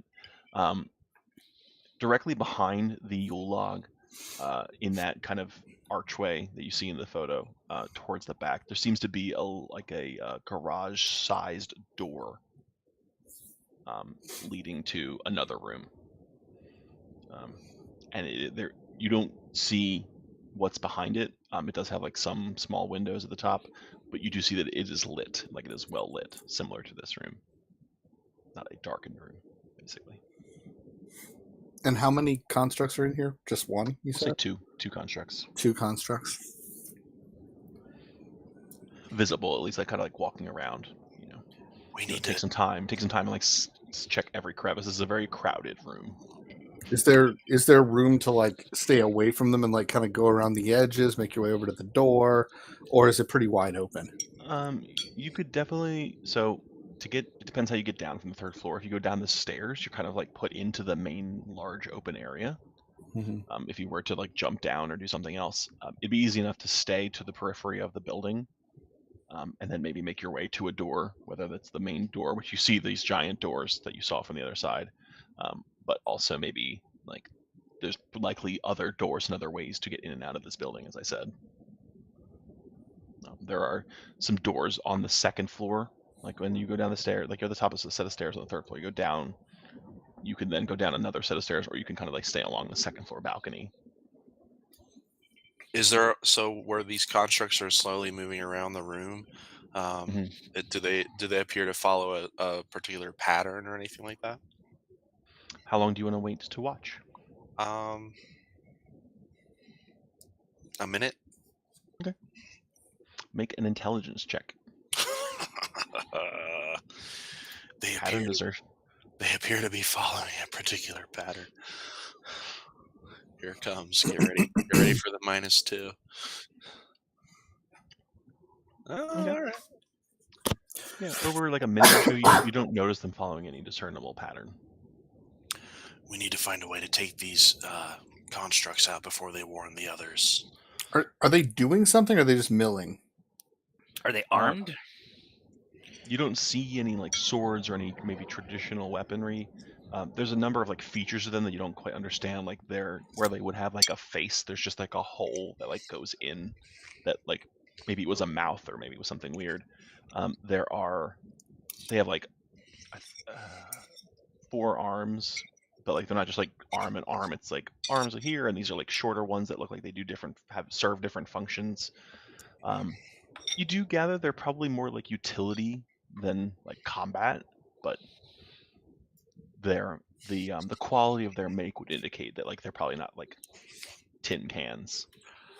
As far as what they're doing, they seem to be like going around adjusting things. There's a lot of like control panel looking things in this room, like kind of spread out throughout the room. You have to get closer to want to see what they do, but they like are going to some. They'll stand there in front of one for 30 seconds, twist the knob, flip a switch, go to the next one, stare at it for 30 seconds, move on without touching anything. Like you have not yet discerned a pattern or like what they're doing. They do not seem to be repeating themselves. I maintain we need to take these 2 out before they alert the others. I agree. Is there a way to kind of wait for one of them to get underneath of like the 2nd level that we're on, and then maybe jump down to attack? There are definitely control panels like under you. You are on a 3rd story, so if you were to jump down, you'd have to go down to the 2nd floor first to do that. They have not so far been walking on the 2nd floor. They're all on the 1st floor. If I were to reasonably space it, could I leap off and like jump 2 stories down? Yeah, you being a monk would absolutely be able to jump down, no problem. And even anyone else could jump down. It's just there'd be damage associated with jumping 25 feet down. I would be interested in timing it out to jump directly on top of one of them as they kind of are getting close. Absolutely. And I'll do the other one. So you do one, I do the other. Got it. Timing. Yeah. I'll light them both on fire. Botticelli, give me a stealth roll as you have to navigate to the other side of the shop, because they are not like next to each other ever. Okay. Like, they're essentially like kind of, they're never that close. So you have to get to like the other side. Thank you for making it be him and not me. using some context, that would be how it would happen. Okay. 18? Not a problem. You snake around and like climb over some stuff and go to the other side. Is he like is it like down below me? Like if I were to drop something, I could like drop it like right on top. I don't think the balcony is like wide enough that like there are Okay, so panels under it, but like it's very easy to like get like So I'd have to leap out a bit to be able a little to get bit. Okay. Yeah. White Raven, if you're nervous about this, I can throw my dagger and transport myself to the construct in one fell swoop. I am never nervous about combat. However, I really like your plan.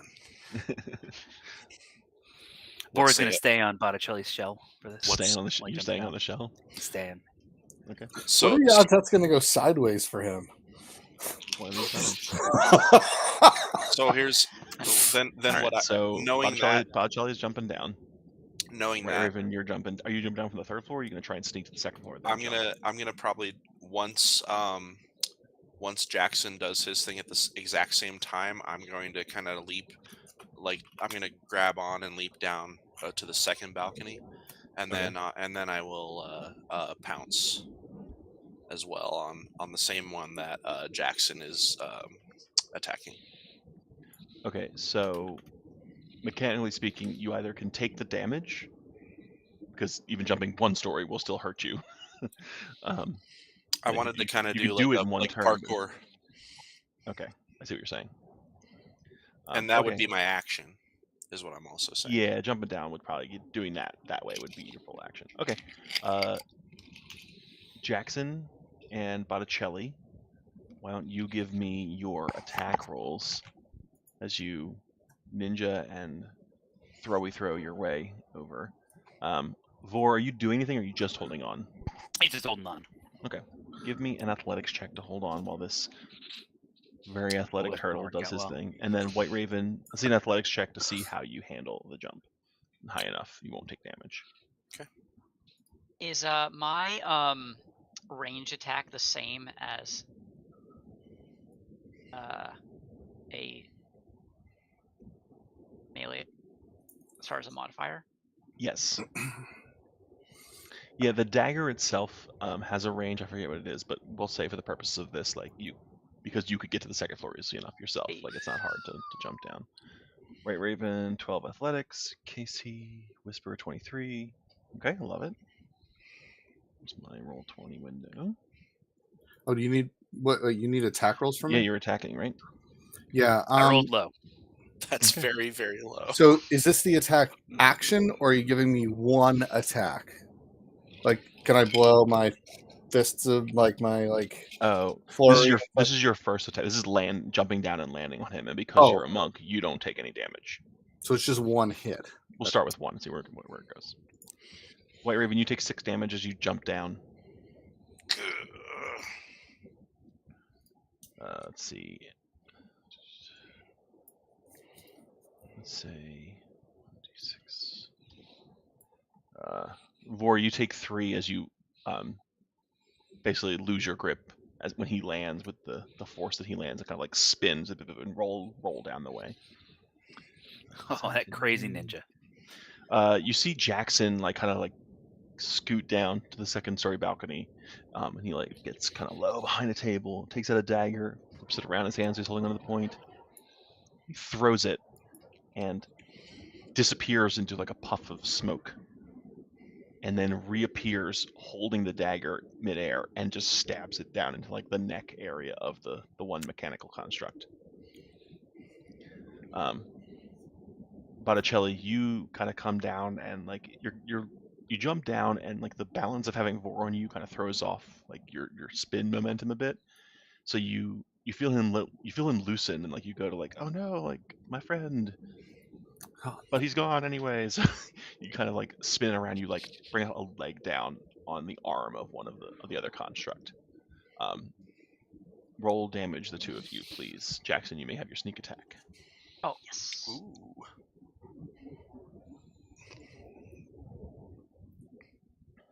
Ooh. Okay, that is 14, 30 damage from Jackson and 8 damage from Botticelli. Jackson, you take the knife and like again, you're coming down and it comes up in your head that like, hey, these are constructs. They don't have like veins to Souls? sever. No, Oh. veins to sever. Like you're not gonna just like plunge it into their neck and like they're gonna die. So you like mid-air kind of flip the dagger around in your arm again. You have it like that backhand style, and you go through and you just like carve through half of its neck. In more of a slicing motion than a stabbing motion, and you see, you get purchased in like one of these like very thick, almost like an aorta, like mechanical wire structures just kind of like snap, and you get this crackling blue energy, and it just kind of like the head just kind of like flops off to the side as if you had severed half of its head as you kill the first construct entirely. At which point White Raven kind of like thuds to the ground, like, oh, my back. Good old man. Oh, my back. Can he land on the construct? Like I was gonna say, yeah. you land on him, and like as you kind of like struggle to get balance, you just like you're so big, you just like shoulder him, and the thing just kind of falls over. You're like, I did it. Oh, that hurt. Oh, cracks it back. Botticelli, you come down and like you basically like dislocate what amounts to dislocating the shoulder of one of the arms. It has 3 more, but you damage it significantly. You may take the rest of your attack action. Me? I can? Mm-hmm. Okay. And Vor theoretically has fallen somewhere near me. He's like 5 or 10 feet away. Oh, come on, man. 5 closer than that? Yeah, I'd love if he was like right next to me. I mean, you can move around. All right. 5 feet mechanically is 5 feet mechanically. right next to you. Okay, yeah. All right, so I can still hit him in the face too. That's you can heal punch. Yeah, I'm going to do that. 3 damage. He's probably fine. Well, he also took damage earlier, so he's at 13. He's at minus 13. Little... Sorry, my DM brain's just like that boy's hurt. No, please. I gotta whap him. He's just a little guy. He's just a little fella. He's a little guy. Yeah. Right. So second attack, we'll use flurry of blows. Blow a key on that one attack. You have a second attack, first of all. First attack, second attack is flurry of blows, right? Oh, that's the second attack. That's another one. Okay, so second attack.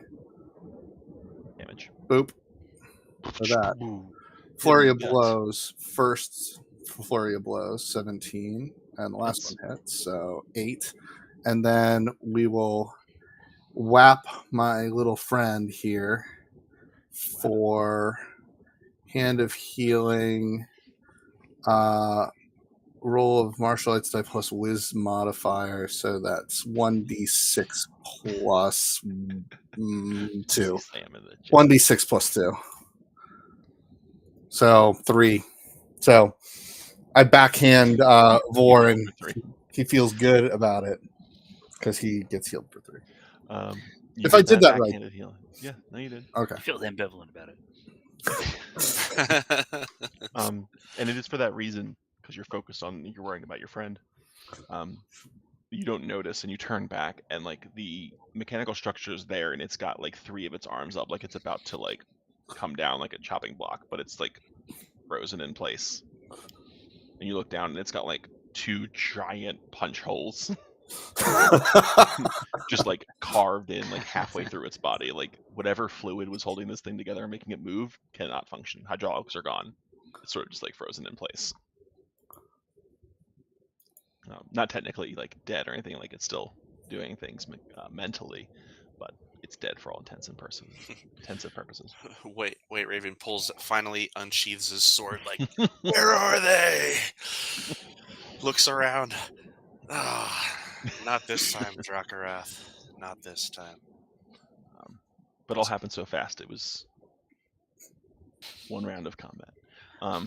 Back out of initiative. The sounds themselves, like it wasn't quiet by any means, especially White Raven like landing down on the floor, and Botticelli like slamming into this creature a couple times.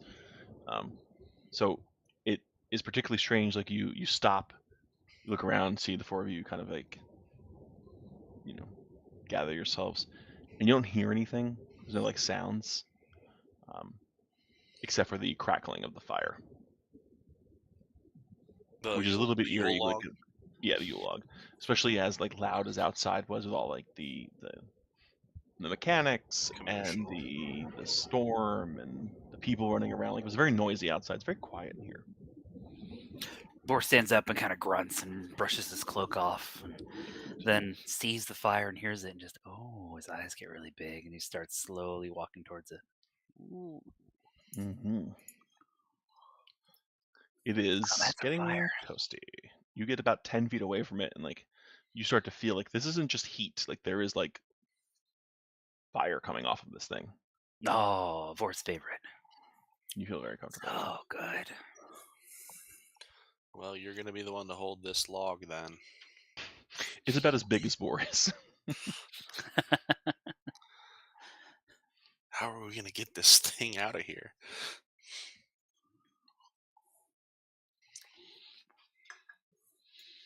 Did you guys plan for that? Of course not. Oh No. Let's see. What do I have? I will take creative solutions. Come on, sorcerer. You got magic? I'm a sorcerer. Can you not a hot wizard. potato it out of here? Hot potato. Hot potato, hot potato. Hot. I'll take out my sword and just stab it into the log and then hold it up. You bring the sword close to it, and you feel a relatively familiar like resistance. You've noticed that your sword doesn't always do what you want it to do. Mm-hmm. But you kind of like will it forward, and like you go to it, and it's about 2 feet away. When you start to feel your hand start to burn. Come on, Drakarath. Come on, Drakarath. Do you continue? You push it forward. Come on, Drakarath. Come on, Drakarath. Talking to my sword. Just kind of tries to reach forward to. You take 5 points of fire damage as you hold on to your weapon, and your weapon is now starting to glow. I will recoil the weapon then at this point. Okay. It's a slow burn. Vor, you being as accustomed to fire as you are besides loving the idea of this whole artifact, like you're getting within a couple feet of it, like it's getting toasty, like it doesn't hurt you, like it's not comfortable. Like you could be near a fire, even on a fire, like near hot things, and like you're fine. This is uncomfortable. This is a very hot. It's better than all that snow though, but worlds better. You feel like you could probably handle this for like short bursts, but you probably couldn't like carry it comfortably. So like you could roll it and then take a little break and then roll it again, or find some way to contain it in some capacity. You know. It sounds like a lot of work. Minions. Any ideas? If anybody wants, they can make some investigation checks to look around the shop. go ahead. By the big double doors. Yep, going out. How far away are those from me? 20 or 30 feet. 20 or 30 feet? 30, 40 feet. Oh, 30, 40 feet? Okay. Somewhere in that range. And there's a light behind them, and this is there's something going on behind those doors. Sorry, you're talking about the garage door. Yes, the garage door. One door. It's one door. The double doors is the door. The door's to outside. Oh, okay. They're So like the 20 garage feet door. tall. The garage door is probably like 50 feet away from you. 50 or 60 feet away, a little farther into the shop. The shop's pretty big. A little farther into the shop. I got some speed behind me. Yeah, if you want to go in there, like it's not. I'm gonna haul some ass up to the door, and I'm gonna drop some caltrops because I'm not playing D&D if I'm not playing caltrops, and I'm gonna put them in front of the door. So if anything comes out of there, it's gonna lose some movement. What is it? Stealth. Oh, stealthy. Oh yeah. And still got that sweet D4 to go with it. How about a 20? Okay. How about it? You dance around. You press caltrops. Caltropped up the door. Yep. Knowing that, hey, this might be a place where folks could potentially enter from to thwart our plans, White Raven will switch gears and move his way over, kind of putting himself between that door and the rest of the party doing their thing. Okay. Hey guys, is that also the way we're leaving? He looks down at the caltrops and looks back up at the guys. Looks down at his feet with no shoes on. You can always sweep up caltrops. I mean, Yeah, if you know. mostly the surprise of caltrops being there. Things For don't go clarification, I don't know if this is what you mean. Ask Adam. The caltrops are by the garage door, Yes, the Oh, garage okay, door. okay. not the exit to the building. Right. No, so no, so not the this White Raven wants to be White between Raven's at the door to the party building. and the. Well, no, I want to be by the garage door. Okay, you're by the garage door as well. Excellent. Boar has a -1 to perception. He pays very little attention to what's Excellent. going on. You're gonna step on those caltrops, aren't you? Probably. Yes, possibly. Focus for. Any ideas on handling the Yule log? Well, Bufano had to brought it in somehow. I don't know how magical this buffalo is, but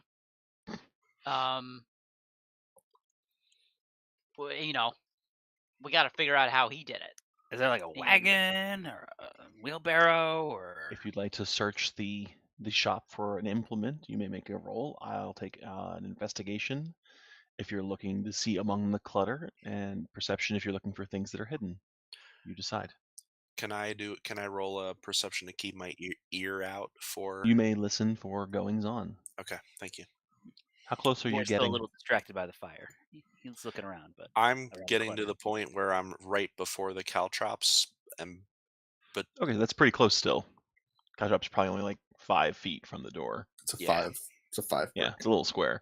I'll have you make a stealth roll as you approach and listen in. Okay. Everyone Disadvantage. gets to roll. Disadvantage. Oh, is this a everyone perception roll or? Yeah, whoever wants to do anything. You can do perception if you're looking for things that are hidden. You can do investigation if you're looking for things among rubble. You may make Right Raven's making a stealth roll or a perception roll to listen in to the door. So the and a stealth roll roll was a 13, and then the 13? perception is a 16. Oh, okay. I guess I meant to do an investigation check. Great. In case, but So you made 13. What's your investigation bonus? Is it 11? I believe. it is Not 11. 6, 8. 8. Yeah, 8. Okay, so you have a 21. 21 in investigation. 21. 21. Perception 8 from Yeah, drink. Shelley. Yeah, drink. 21. Okay. White Raven, you do not hear anything. Okay. I'm just gonna be. You do like trip over yourself for a second and like catch yourself. You don't make any noise, but you do almost trip and make noise. Not real like in anticipation of hearing something. You forgot the caltrops were there for a second. I will remain sentry from now on. Vor, Mm-hmm. who cares? Who cares what they find? Like there's a fucking artifact of flame here. Oh, it's been so cold, so long. In fact, Forget all that Vor, nonsense. Vor, This is so give me a religion check religion check. as you just spend time near this. I'm more of a history guy, but let's religion. I'll take history if you'd rather have history. What's your No, I bonus did to history? religion. That worked out. Well, same roll, like whatever. Okay. It'll All right. depend. That would be for a you. 21 if it was history. Okay, excellent. It didn't occur to you because Yule log is not something that is like a common name for anything that you're familiar with in history. It does tickle you though when you see it in person. You see the size, you see the way that it's giving off flame. Your Beautiful. experience with fire, and all the creatures that deal with fire. There is like a legend of varying amounts, very different types of physical things that all kind of have the same name, and they essentially amount to legends about the first fire. Like the first fire that was created It's a nice was bedtime story. bound by the gods. Yeah, like a little Prometheus story for this fantasy world. And something about like the way that this thing is spitting out fire. This isn't something that is adding fire to the world. This is like the source of fire. Oh, that's. And like you're just like your little like prickles on your hair, on your fins like stick up. Boar's just taking this in and just, oh yeah, perfect. This is the thing. Yeah. This is the box that holds the internet. So good. Jackson, you're digging around, you're kind of like poking around. You hear White Raven like giggle to himself as he almost trips as he's listening at the door. Botticelli is just kind of like looking around and goes over, sees a sewer grate, gets really into it for a minute. And you see it's not quite a corner of the room, but it's like it's closer to the back of what is the back of this space. There is like a case that sort of like blends into the wall. And you go in, you look in it, it's shut. You find it's locked, and locks are nothing to you. You click it open, and there is inside a set of tongs, like fireplace tongs, forge clamps, cups, and stuff. So you take them out, and like as you're handling them, you notice that they have like runes kind of etched into the entirety of their the length of them. And as you pull them out, you see underneath of them there is a box with similar looking runes. It's more ovular than rectangular. More like a capsule than anything else. And the runes on it, they match the rune, like they're similar looking runes, but the box itself looks way older. Like it's made of metal, but it looks like it's metal that like it's like what in our world is petrification. When things petrify, they turn to stone. This looks like a similar thing, but it's turned to metal. This is something natural looking, some natural material that's been turned to metal and has these runes etched into it that the whole thing just looks ancient. Wow. I'm sorry. Were you talking to Botticelli or Jackson there? Jackson. Okay. I'm Botticelli's looking at the drain. Got it. Wow, this is over my head.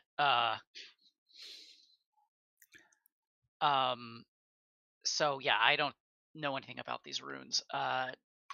Do I know, like, how much do I know about my party members? Do I think that maybe White Raven or Vor would have a better understanding of? Vor is kind of your standing in place magic user. The rest of you aren't really magically inclined to much more than like passing knowledge. Vor is the Gotcha. magic user. Okay, I runes call over, even though he's not a wizard, like he knows more than most of you. Gotcha. So yeah, I call over to Vor, like, there's some really old stuff here. Vor takes way a over my while head. to respond because that fire's so nice. That's so good. There's a thing. Oh, what's that? What's that? I kind of scurries on over. Mm-hmm. What do you got? He shows you the two implements. All right. I will. Does he know anything about this one? Yeah, I'll take an Arcana check with advantage.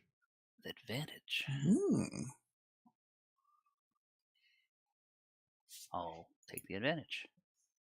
You look at the runes. They are runes of containment and resilience on the box and the tongs, respectively. Is the box more or less what you're looking for? Like big enough for the log? Almost as if it were made for it. Okay. All right. Like by the people in the world, not by the DM. Like it's the MacGuffin. Maybe both. Yeah, right. No, but like this looks like it is shaped. The inside of it has like a cavity that looks like would perfectly fit the Yule log. The tongs don't look like they're quite as customed or custom made to like perfectly fit. Like they look like they were made for this purpose, but like maybe these came after. All right, this looks like what we're looking for, guys. No, the tongs themselves are very big. They're like probably 4 feet long because again, this log is very large. All right, somebody help me push this over by the log, and we'll use this to contain it. Yeah, White Raven will leave his post then at that point to assist. Okay. I'll throw resistance on you, White Raven. On White Raven? Okay, great. Since Vor can probably fit it in the box, so let's... yeah, probably. With Vor's assistance, White Raven, you grasp the tongs and go to put the Yule log into the box. Vor, you have to like essentially move the box around to help him. He puts his shoulder into it. Just kind of. Yeah. It's not easy. This thing probably weighs like 150 pounds. So it's like that's you're moving it. wonderful. Like he puts it down like 5 or 10 feet away, and you have to like inch it over to the thing. You do see the runes on the tongs glow as you approach. White Raven, if you could give me an athletics check to manually like grasp this log. Okay. Should have guidance. Sorry, I thought you were gonna Well, get you're whacked. resistancing, Yeah. so he's gonna That's take less constant. damage when he does it. I Serious? will That's what take, isn't that I'll what it take does? that all But day. it's a save. It improves saves. Oh, it's improved. It improves. It's what, improved 1d4 saves. Yeah. saves. So I assumed that he was gonna Yeah. get hit by So something. yeah, no, I will get. Well, so he's getting hit, but I'll give you a save to have it. So give me a Con. Constitution save. Okay. So that was a 26 on 26 the athletics. Con save. Yep. Con save is a +6. Bring it on Here home. it comes. Again, Could be D4. better. Roll the d4. Get a Come little on, roll D4. high. Get that little I'd say D4 in there. DC 20. Roll high. Got a 50-50. Yeah, it's a coin flip. 75. Yeah, Yeah. you're right. Anything but a 1. Hey. There's a 4. So the tongs themselves also like start to glow like you'd expect metal to glow when it's in a flame, but you clasp around them, and it's interesting because the tongs are hot to the touch and they're starting to glow, but the tongs that are touching the log, the runes are glowing instead. The runes are glowing even brighter than the rest of the runes. Okay. Yep. Ooh. So you take less damage. As soon as I see him do that, I'm going to go stand next to the caltrops, next to the 2 door. fire damage. Oh, good. Okay. I'm going to stand on the opening side of the door, and I would love to ready an action to punch whatever walks through there. You got any more of those berries?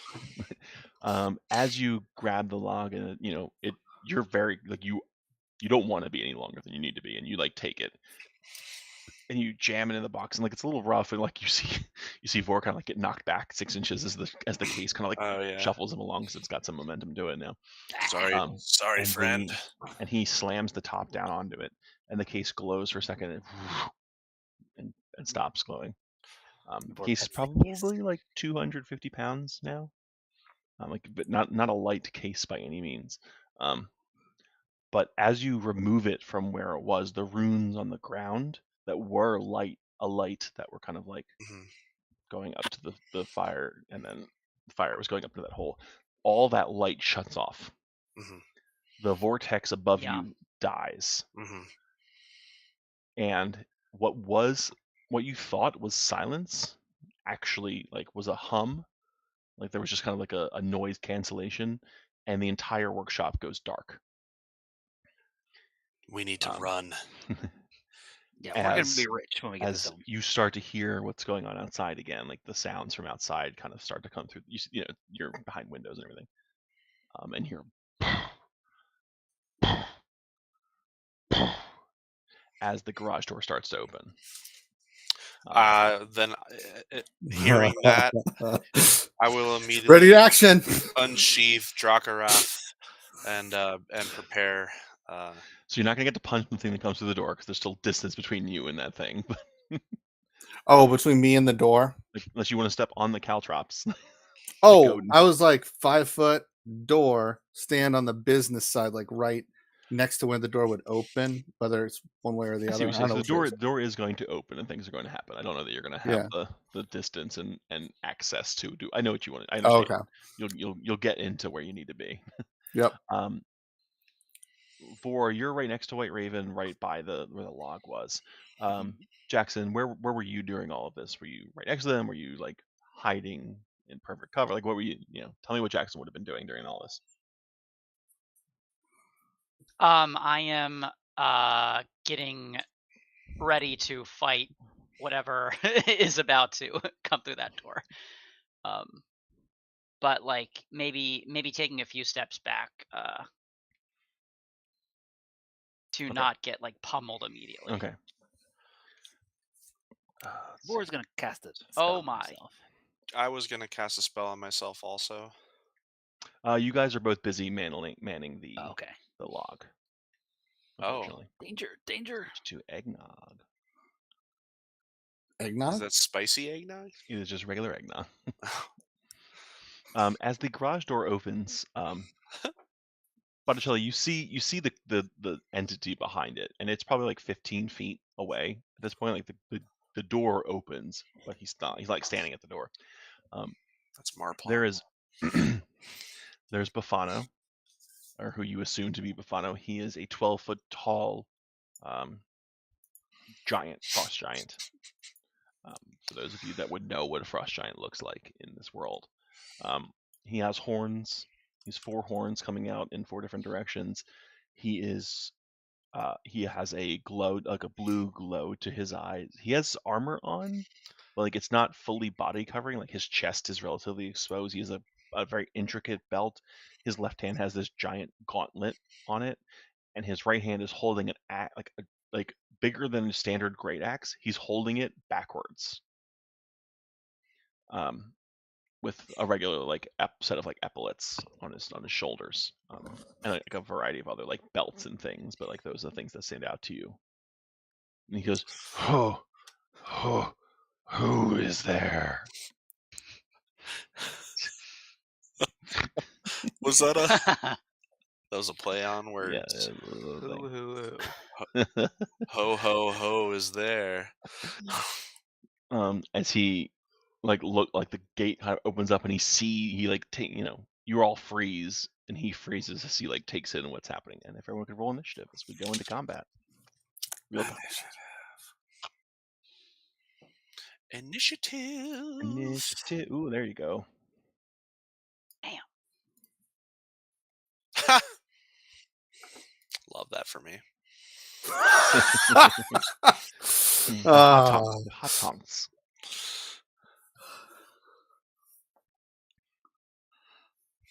Love that for me. Looks like Jackson and Botticelli are going to go, then Bufano. Which, fun fact for our viewers, is a male version of Befana, which is an Italian Christmas character. Ah. Old Lady Befana.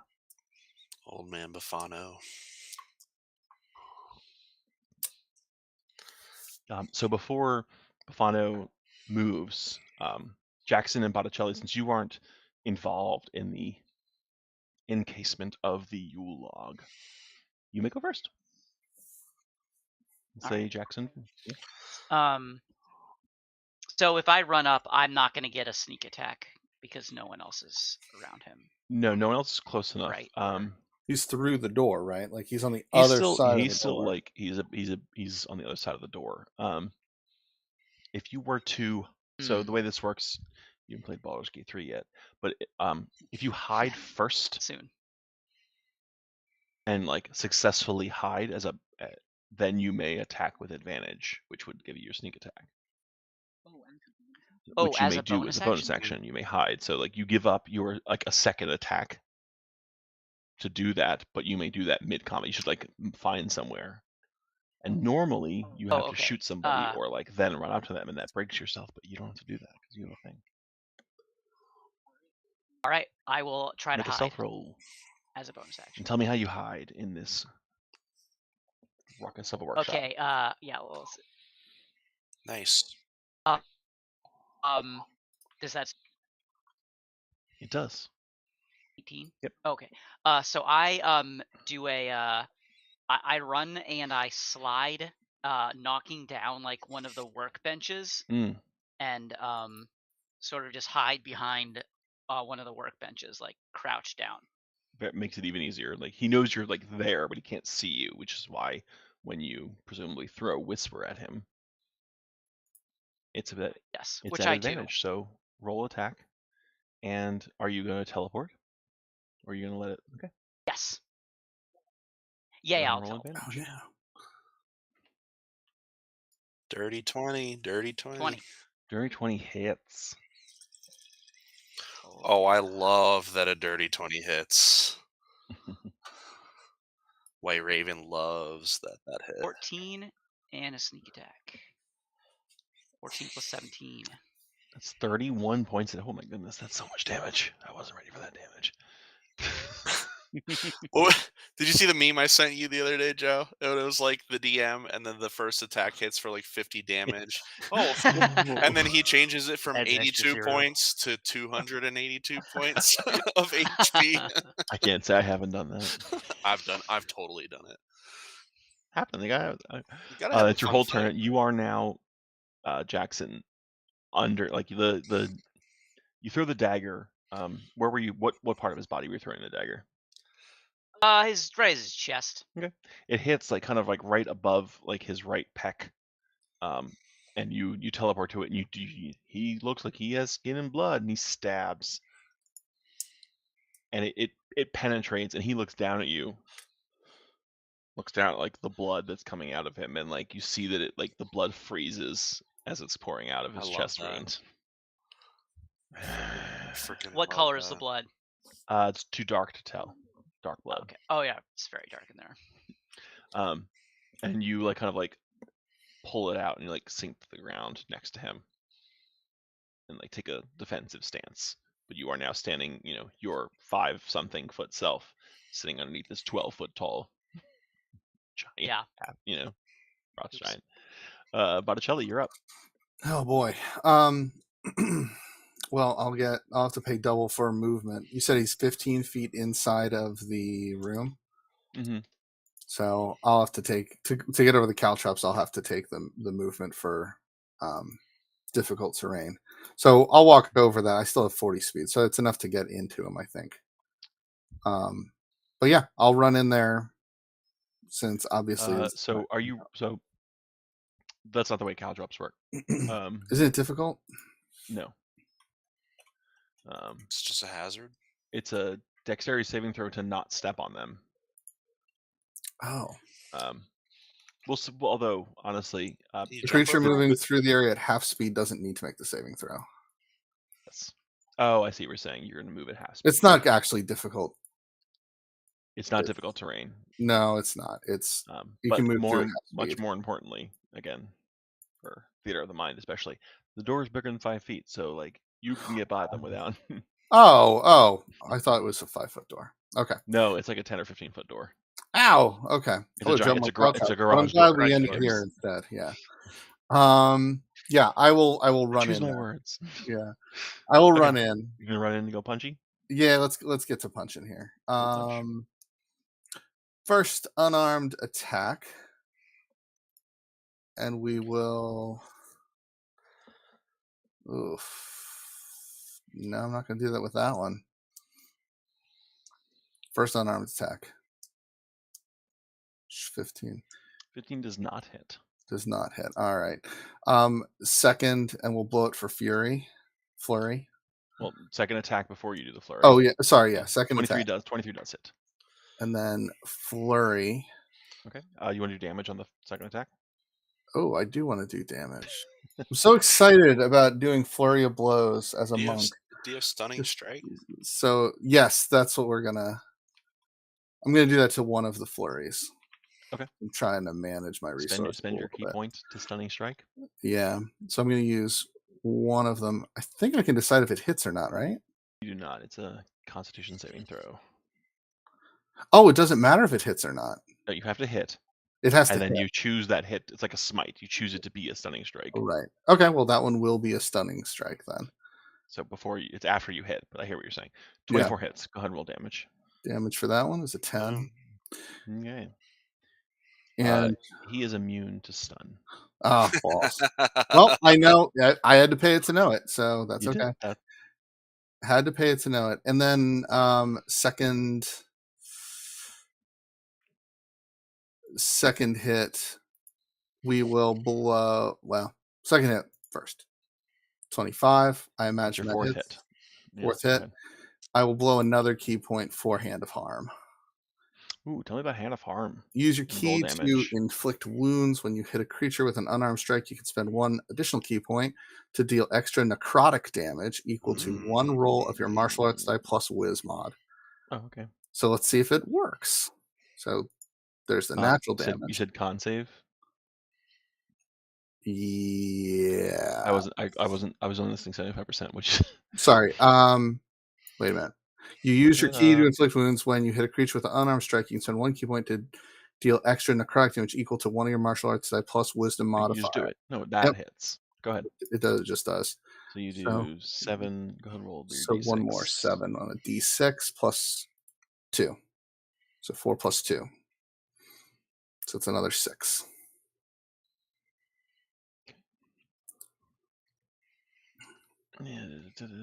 Okay. 19, 26, 7, 28, 29, 30, 31, 32 total, I think. Did I do that right? Yes. I think so. All right. Yep. I'm running out of key points. He will take a legendary action. It was a good time to blow a lot of key. He will reach back and pull out a second weapon out of his gauntleted hand. He's got like this giant broadsword. So he takes out his two-hand weapons and takes a hit on each of you as his legendary action.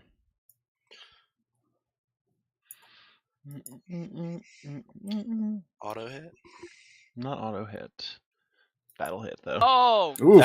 God. That hurts. And I didn't say who was on which one, so I will roll a die to see which one Very hits. Let's see. bad. 1 is Jackson. 2 is Botticelli.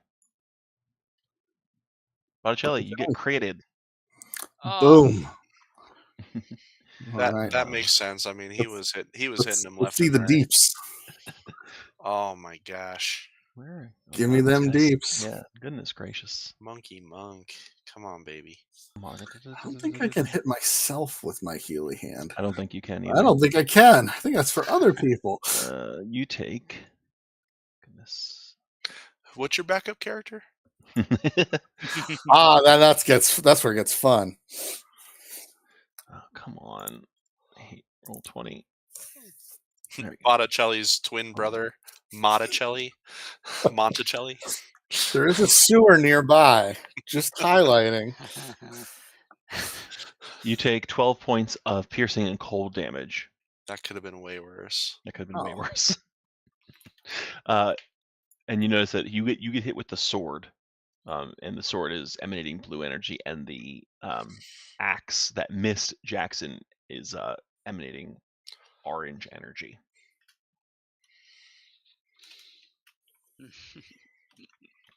Okay, now it's his turn.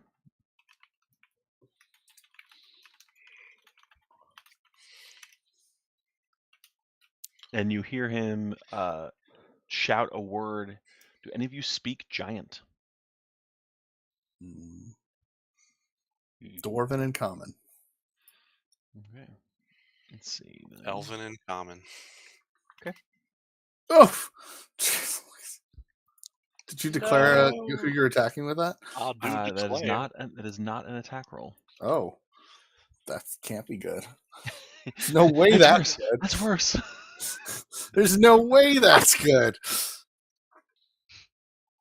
And you hear rumbling in the distance outside of the structure. Oh, no. And we go to White Raven and Vor. All this shit goes down. You guys are holding the tongs and the box. Sorry, say that again. You put down. It's your turn. It's my turn right now.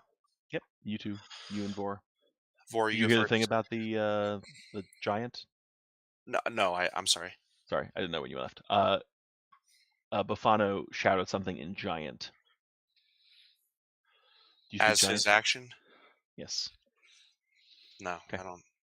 And you hear something you hear a rumbling in the distance. More rumbling. Here comes Santa Claus. Here Go comes ahead, Santa Vor Claus. and White Raven, you're up. How does he occupy 10 feet of? He is a large creature. And then I would assume that Botticelli and Jackson are kind of flanking. They're probably both on his front side. We're not gonna do flanking and flanking. Is okay. So do I have a clear line to maybe like the upper half of his body or something like that? I see what you're talking about doing. Yeah, you can get him. What Okay. you're thinking about. All right. This is what White Raven's gonna do. If you don't mind me going first, 4. Go ahead. Okay. Before I light you on fire. He obviously has Drakarath, the lightning sword, unsheathed. As you kind of see him, he mutters an incantation as like almost like a tempest, small swirling cloud forms over White Raven. That starts to kind of crackle with lightning and a little bit of mist that kind of swirls around him. And White Raven says, I am the Storm King's chosen avatar. You shall meet Drakarath, my sword, and feel its sting." And as he kind of slowly brings it up, and then kind of uh, almost like cuts through the air. Some static charge gathers around the sword, and he shoots a lightning bolt directly towards um Buffalo. And he is going to cast use 2 of the sword's charges to cast lightning bolt on What's the DC? 17. Is it dexterity? I believe so. Okay. He makes a save. Okay. Just. Okay. Oh no, he very easily makes a save. That's just a Okay. modifier. Sorry. That's all right. But he still takes damage. So Okay. roll your damage. Let's see. I gotta remember. I think it's 68. 8d6. 8d6. Thank you. All right, I'm just gonna straight roll this. Yep. D6. Okay. So 30. So 17 more damage. 17 points of lightning damage. So he brings up the cold sword and kind of like absorbs a good bit of it, but you see it kind of like go down his arm and like the muscles start to like flare and tense, and then he loses his grip of the sword for a second. He holds on to it, but like you see him like wince in pain as he like looks down at you. Okay. And he's still obviously like looking pretty good, right? Oh yeah. Okay. Now that was my Because Joe gave him 100 more hit points. right. He had a lot of hit points to start. Don't worry about it. That was my first attack, correct? Or is it just That's an one action attack, one right? action is an attack and I'm done? Unless you want to action surge because you're a fighter. Right. I think right now I'm gonna hold off on that. Okay. But yeah, that's probably what that's Okay. all I'm gonna do. You see at the end of your turn, Bufano like look at his hand and start to chuckle as he like clenches down on the sword, and the gauntlet on his hand pulses with power, and some of the like scar marks on his hand start to glow as if they had like a protective coating. And then like the glow kind of spreads up his arm into this like translucent armor over his skin. Love that for him. Okay. No, and I'll basically put myself kind of a little bit closer to him at that point. Okay. Really between like the caltrops and not good. So maybe about 15 feet away. Okay. Understood. Okay. That's it. Yep. Vor backs up a little bit and opens his mouth, and a blast of 3 rays of fire fly at the La Bufano. What do you casting Scorching Ray? Scorching Ray. Love it. Give me 3 attacks. Breathing fire. Let's see. Scorching Ray. Yes. 27. Smoking. 2 more of those. Come on. Oh, what happened? Do I? That's okay. helpful. But For It's the audience informative. out there, you can see what the spell does. Scorching Ray. 19. Okay. And 12. Okay, 2 of them hit. Yeah. This could go well for you, though. Give me those 4d6. Little frost giant. How am I doing that? Why are these spells not automatically rolling some damage? You need to click the word Scorching Ray. It should automatically roll damage. Oh, in I chat. need to click this one. There And you go. that one. All right. And one of them does an extra 5 for my fire affinity. Okay, excellent. Love 13. I will say one of the ones that like hit his body looked like they hit and shatter that translucent energy around him. Yes. Gotta Getting melt that. absorbed. Getting absorbed by it. But yes. Melt his face off. So, okay. He's starting to look a little. He's not looking great. He's not a young chicken anymore.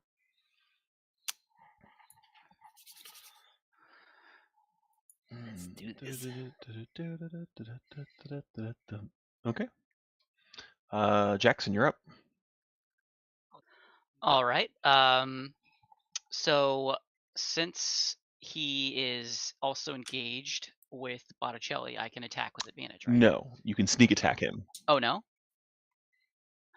Oh. We're not doing flanking. Okay. You get a sneak Then- attack because he's close. You don't get advantage unless you do something specific it. to get advantage. Because we're not doing flanking. Yes. All right, then I will just 'Cause we're regular attack. Okay, you're attacking with Whisper. Yes. Go for it. Oh yeah. They'll hit. Damn, They Daniel. sneak Oh attack. yeah.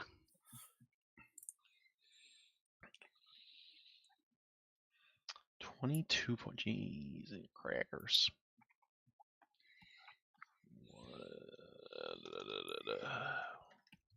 Okay. You go in to cut him, and he's a little too tall to get back up to that chest wound. So you kind of go for like a hamstring move. But even as you go to slice with the knife, you see little spirals of white smoke kind of snake around his leg and around his torso, and kind of go into where his heart is. And you can see him reel back. I am narrating the psychic damage. Ah. And we don't know anything about those rumbling sounds yet, right? Not yet. Those are just off in the distance. Yep. Not in sight. All right. Interesting. All right, I end my turn. Okay. Botticelli. I think I neglected to roll concentration save On the resistance for White Raven. Oh, it already used it. Oh, once it pops, it's done? It's a one-time. Oh, never mind then. Okay. Doesn't just sit. All right. Yeah, let's get to the clobbering. Pop. So Pop. punch 26 first. Hits. Let's blow a key to add some more damage to that boy. Jeez. 6 plus 2, so it's another 6 on top of the 12. We'll blow another key point for flurry of blows. And so pop and damage, pop and pop. Okay. And does 18 hit? 18 does just hit. Just hit. There's another one. And then Pop and circumstance. we will drop one more key point. Cowabunga. For one more of those, I'm going to keep one in the wings for later. What are you doing? For another of the Hand of Harm. Oh, okay. It's 1d6, right? Plus wisdom. Yep. So it's another 4. 4. Okay. And then I think it's pretty beat up. One. Wait, did I do that right? One more attack, right? And then it's done. 1, 2, 3, 4. Yeah, one more. Okay. Pop for 11. Okay. He is going to use a legendary action. Oh, I missed that completely. Cool. Need a lot of stuff going on. Frosty boy. Really should read stat blocks in more detail. He will take 2 hits on you, Botticelli.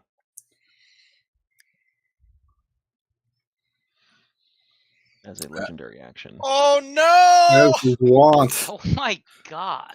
Man. And not for nothing. Did we actually add? I don't think I added the extra dice the last time. Like you're supposed to double dice for the Oh, crit. I don't that think was I did- not I the did- double That was dice. not the double dice. So do it now. It did seem like I'm gonna do it now. Triple it now. dice.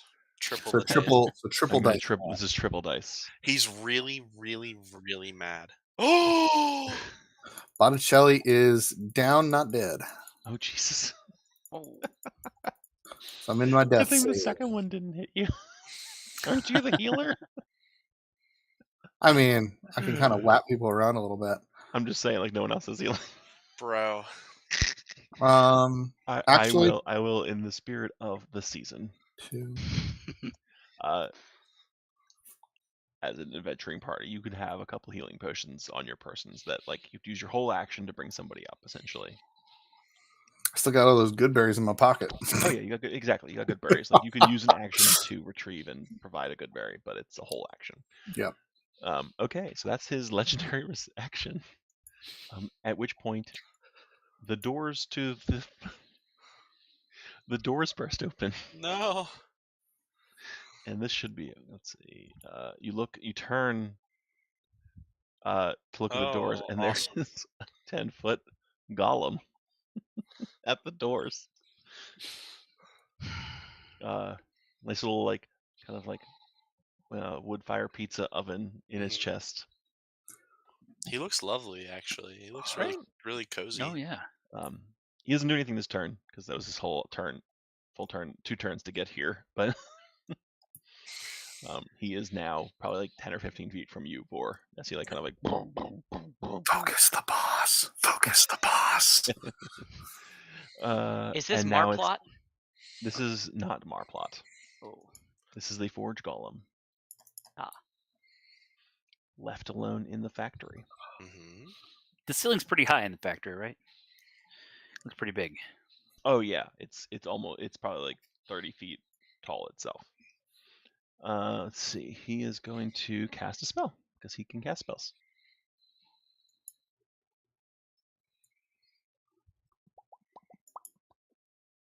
Okay, he's not gonna cast that spell.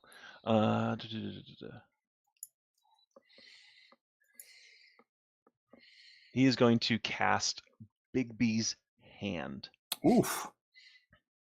And go after Jackson to throw you. Bigby's Hand, 5e. Make a deck save. Coming up.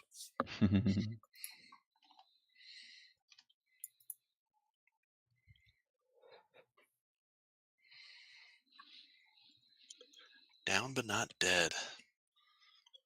I didn't like the sound of that. Push a creature, strike a creature, grapple a creature.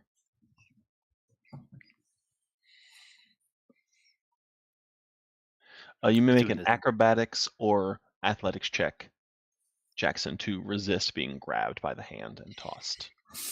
Come on, baby. All right. Is this the giant? This is the hand. Bigsby's Hand. Who's casting it though? The giant or the forge? 20. Okay. The giant. Santa. 20? Santa. 20. He has a strength of +8. The hand does. 16 fails. Okay. All right. That was his action. off That me. was his whole action to do that. Dodge that hand. Vor and White Raven. He has now turned his attention to you, Jackson, entirely. Vor and White Raven. Vor, you go first, friend. All right. Vor is going to stretch his tiny little wings out and quickly cast Fly on himself. And then you are now concentrating on Fly. he is. And he's going to fly up into the air. Flying up. And cast a firebolt onto Santa. Firebolt on Santa. Come on, firebolt.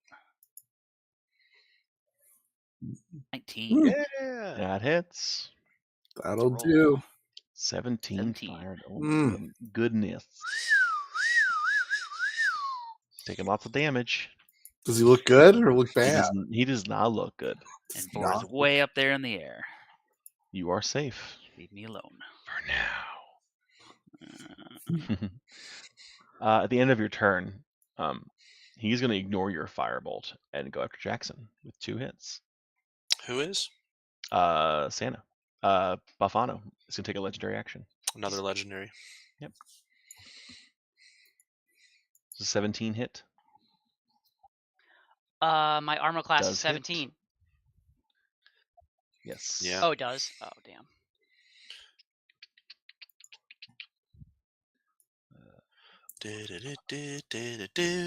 Well, that's also what he rolled. Hold on. Yeah. No, doesn't have taken into account his bonus. But it is 365. 365. Mm-hmm.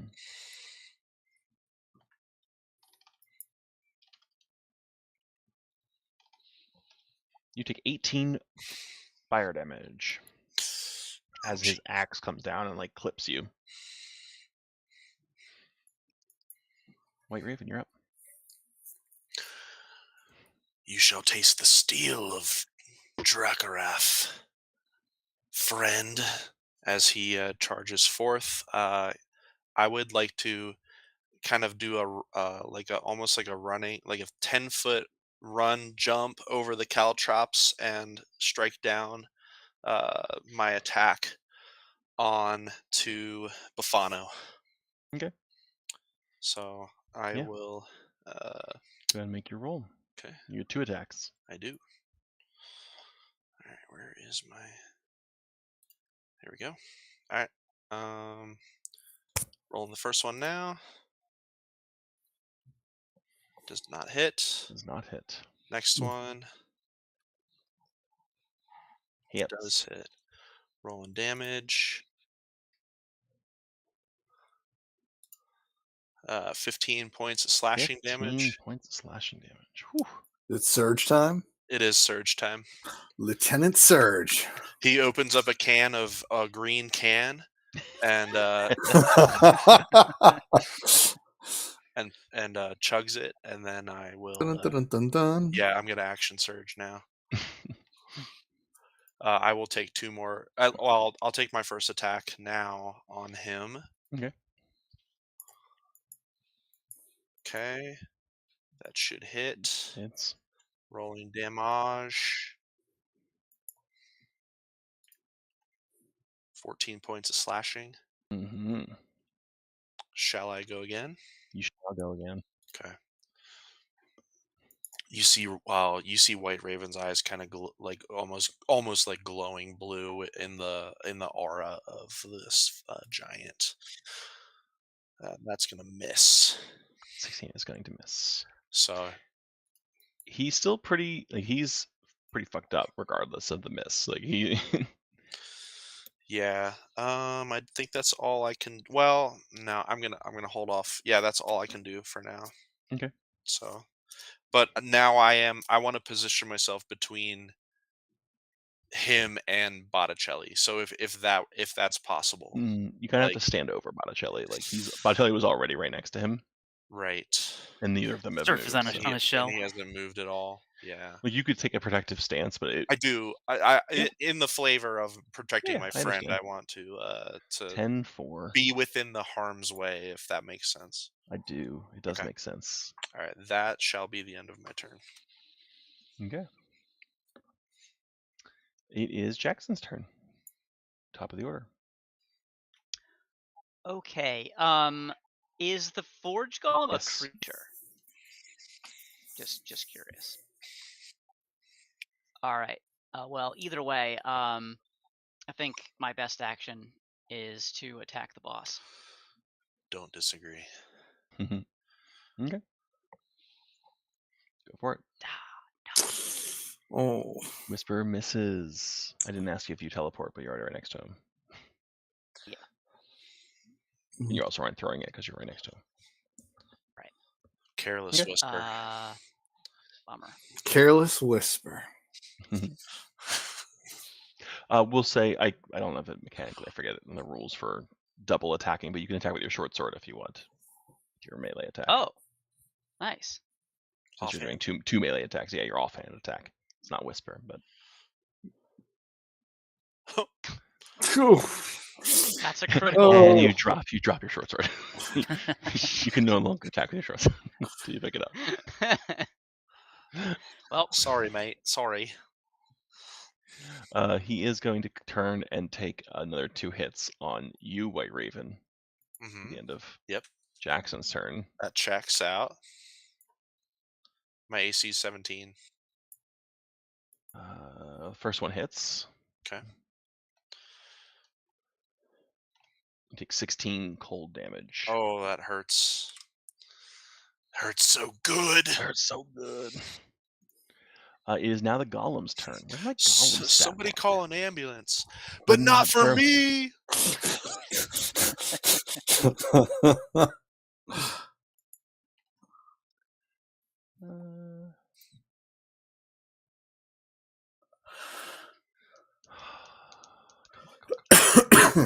Okay. Golems finally get to go. Golem finally gets to go. Let's see. Oh, He God, is Golem. going to run forward maybe 20 feet. He's not going to get to any of the 3 of you. He's going to look up at you, Vor, and kind of like you see him like kind of Iron Man style like turn, and the furnace, the pizza oven in his chest lights up and fires this gigantic beam out at you. I love this for you, Vor. If you would make a Constitution saving throw as you get sunbeamed. Oh. Constitution. No. Oh, yes. Ooh. Okay, 22. you succeed. Not blinded, right? Not blinded. Not blinded. And half of this damage. Blinded by the light. What kind of damage is this? Radiant. Oh, ew. 13 Could've been a radiant lot damage. worse.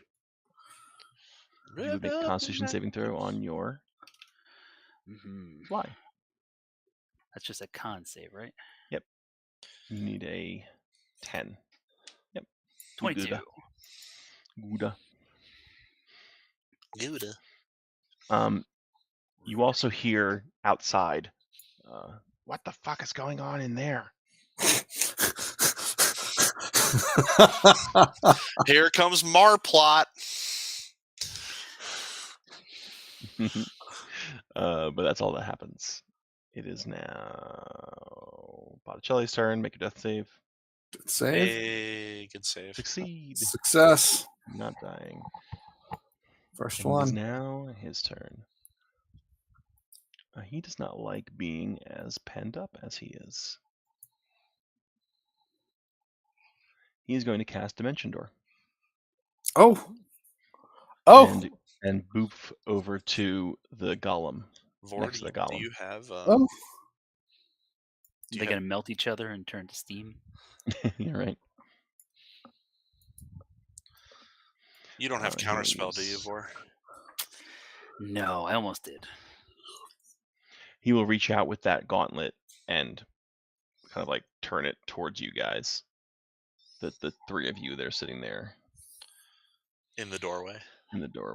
And a beam of cold energy will shoot out. I need dex saves from all 3 of you. White Raven, Jackson, and Botticelli. Oh. I think Botticelli, what kind of save? Dexterity. I think you just fail it. Yeah, it's a straight fail. Yeah. So that counts as a failure. He's got a shell, though. Not good. Turtle up into the shell. Not good. Oof. Not great. Jackson, you save, so you take none because of your roguiness. White Raven, you take half of 20, or you take all of 20 cold damage. Yep. And Botticelli, you take a death save. Yep. A death fail. Death fail, yeah, I know. Okay. All right, Vor and White Raven, it's your turn. He's probably like 30 or 40 feet away from you now, Wait, White Raven. Is he did he get out of my range of attack? Yeah, he dimension door. Dimension door. He teleported away. Oh, so I don't get an attack. No. No. Oh, okay. Sneaky teleports. It's White Raven's turn. Is that what you said? Yeah, White Raven and more. I'm going to use my action to pop a healing potion on Botticelli. Love it. Ooh. Sort of like chewing his mouth together.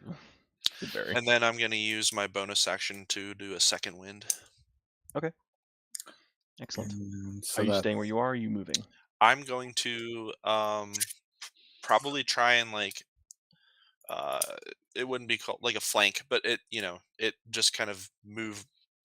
Yeah, you basically get outside past the garage door and a little bit. Like Mhm. you're not quite at them, but that means you'd be very easy to get to them next turn. Okay. Vor, So I go need ahead and to roll roll. roll your d10. Yeah, Plus roll fire a level. D10. Go ahead, Vor, See. you're up. And Vor will quickly turn into 4 of himself flying around. Points. Ooh, Blinky Boy. Oh, it's 2d4. I'm sorry. My mirror image. Love it. And Quickly doing that. Okay. he will also, while he's here, each of them will look like they've opened their mouth up and spit a small firebolt down at Firebolt. Ooh, I like that. our That's nice. friend here. That's nice. And it will miss. It will miss. That's less nice. That's less nice. But it still looks like 4 fireballs. 4 fireballs. Have missed him. Rapid fire, Dragon Squad.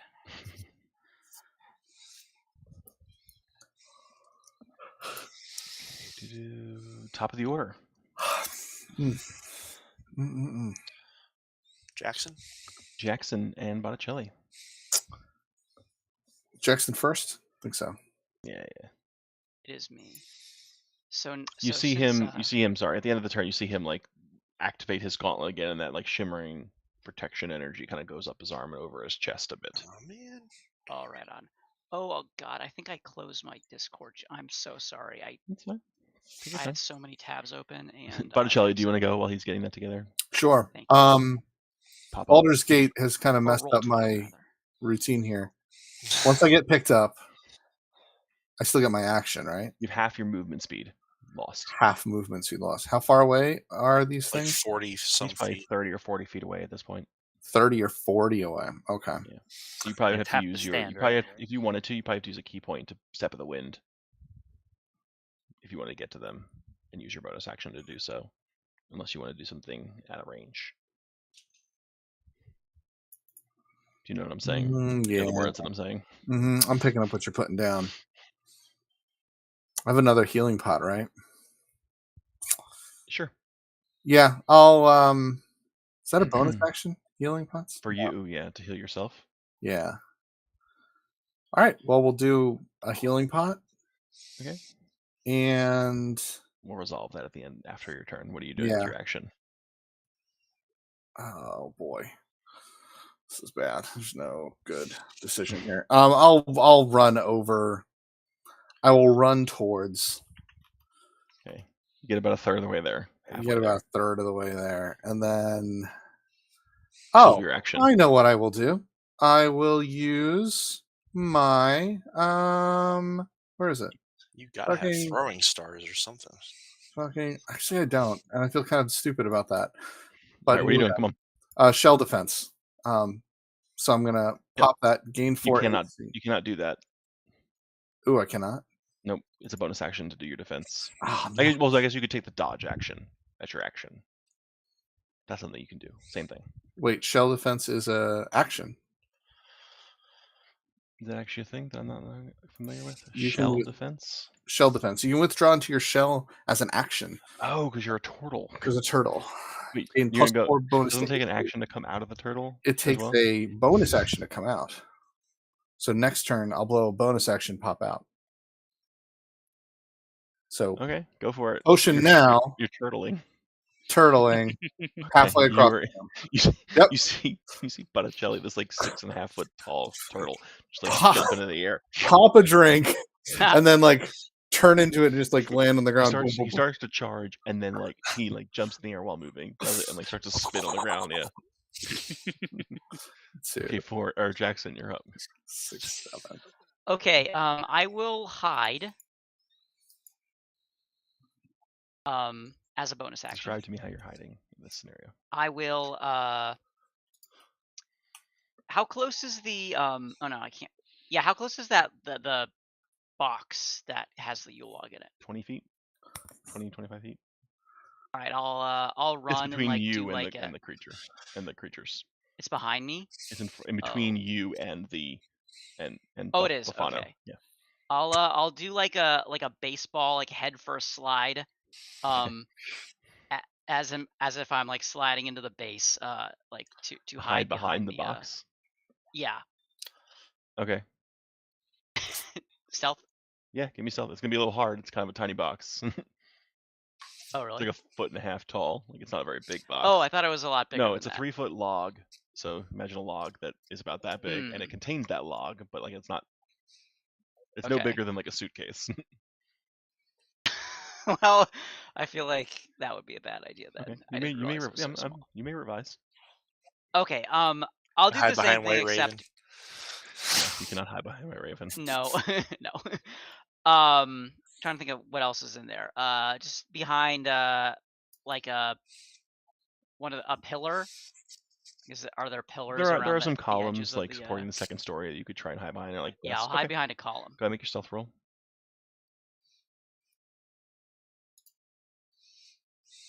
23. You believe you are hidden. All right. And then I will bounce back out quickly, and throw Whisper at the boss. Throw it. All right.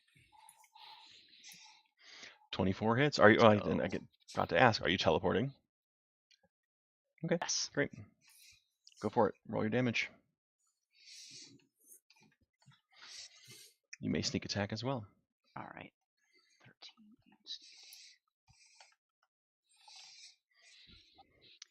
All right, and as my subclass, I feel a phantom urge to channel the power of this monster growing closer to the grave. He is growing closer to the grave. And I deal half my sneak attack damage to the golem. Ooh. Oh. Your sneak attack is an extra 7. Well, if it can take necrotic damage. Ooh, that's a good question. He is not immune to necrotic damage. All right, so 2d6 then. 7. Perfectly. Okay. You see part of the embers on the golem's like arm that's the closest to Bufano turn like green and yellow and kind of like slough off a little bit. Okay. He is looking. Bufano is looking haggard. Especially rough. But now you have Jackson standing next to 2 giant creatures. The golem will turn to you and go to pummel. Oh boy. You, Jackson. What's your AC? 2 slam attacks. 17. What's your AC? 17? Oh no! Oh my god! He has a +7 to hit. So you take 6d8 fire damage between the 3 hits, +8. You take 41 points of damage. I am down. It's all right. Everything's gonna be all right. As this creature just like fucking hits you in the head with these 1.5 foot wide fists, and it burns. It burns. Hey, this is the cost of being a king, right? Eventually, you guys are going to be kings if you succeed. At which time, in the door, we will remove the golem NPC. Marplot. You see Marplot enter. Oh, come on. That's... He's really marring up the plot of this, man. You better be... This better be your best Jim Carrey voice, Joe. That's all I gotta say. Alrighty. Do not go in there. Which door is he coming out? The one that everybody's by? Or? So yeah, the same main door. But he steps in. He like takes his Does he have a dog named Max? He does not have a dog with him. He says, take note of his surroundings. Shit. And you see him cast a spell, and he goes invisible. Yep. You hear him running around, but not sure where. That tracks. All right, it is now Bafano's turn, and he's like limping around. He takes you, Jax. He picks you up. Oh no! And he throws you at Vor. Well, that's no good. He misses Vor horribly. You will take some amount of damage and land in a corner of the building, corner of the first floor, and take. Well, I'm already down. Okay, yeah, so it doesn't matter how much damage. But you take 1 death fail. If you want to kill Casey's character twice, you get a 1. You're gonna roll a 1 on your save. Yeah. If I roll, if he rolls a 1, he's I know toast. White Raven and Vor. Okay, it is your turn. I would like to go first, if that's okay, Vor. Are you going to get anywhere near these bad guys? Because you may not want to go first. You go first, then. I'll go first. Love it. All right. Fireball. Vor's gonna fly up and around, all 4 of them spiraling. He turns around, comes down, and shoots down 4 little fireballs that hit the ground and explode. And 1 is real. Am I? No, you're way away. You are not. You almost got a kobold's fireball. Oh yeah, I got thrown. Perfect. He got thrown. He's not going to be in the fireball. Yeah. Oh, that would have been too love much that. if he died by a kobold fireball again. Roll your damage. The fire elemental does not take any damage because he's immune to fire. 33 fire damage. 15. What's your DC? It probably beats it. 16. Yeah. Dexterity. Yes. Yeah, that's a 23. Oh. But he takes half, so 16 fire damage. +5, so that'd be Plus 38. 5. So halved. Vor. Doesn't happen to hit the Marplot too? What's the range? Fireball. It's a 20-foot radius. 20-foot radius. I assume you were centering it on Bafano. I was trying to get it so it would be as close to get most of those guys. So Marplot was behind. Marplot was behind them when he entered. Oh well, yeah. Then about centered on the. Okay. You do not hit him then. Okay. I didn't know where he was going. Yep. So. No, I know where he is. Yeah. Well, you did, no, he's safe. But Vor. Mm-hmm. How do you want to kill Santa? Yeah. Describe to me how Santa dies. Kill Santa. Oh, Santa. I mean Bafano. Bafano, Santa.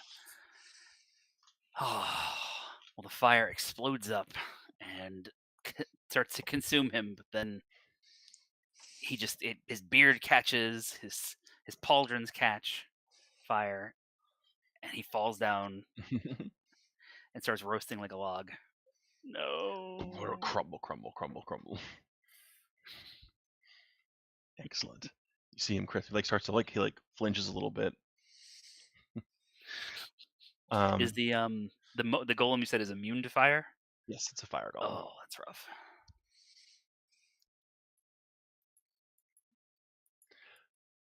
In the spirit of the stream and the one-shotness of this, we can assume you clean up the golem relatively handily. That's fine. What I will take 1 action from each of you that is meant to either track, kill, or slow Marplot. So to see if he escapes. Right. So what I wanted to do was intimidate him. And basically say something along the lines of, Marplot, you have witnessed the wrath of the Storm King before you. I suggest you yield immediately before you are also brought to your knees. Okay. You're intimidating. I want all 4 things before we start rolling to see what happens to him. Oh, so I am. You also can just not, if you don't care about him, you can. No, I mean I'm. Am I revived then? Yeah. We'll say one of your teammates, but Botticelli goes over and heals you, like he's able to do. Okay. Actually, no. Make a death save. If you get a 1, you die. Oh no! Because that would have happened immediately after these acts, after Vor's turn. Well, immediately, or there wasn't there wasn't players' turns to. You technically. Did he I go mean, you guys stabilize before would me? be me? going Is at the his dex same higher? time. Oh, come on, Casey. Is his dex actually higher? All right, I'll do it. It's a 5% All right, I'm rolling a God. death save. chance that you die. Oh no! it is a You death fail. save though. I You mean, it is squirt a up some fail. blood, and Botticelli comes over and heals you. Oh my god. That was the most tense moment in this That's game pretty so tense. far.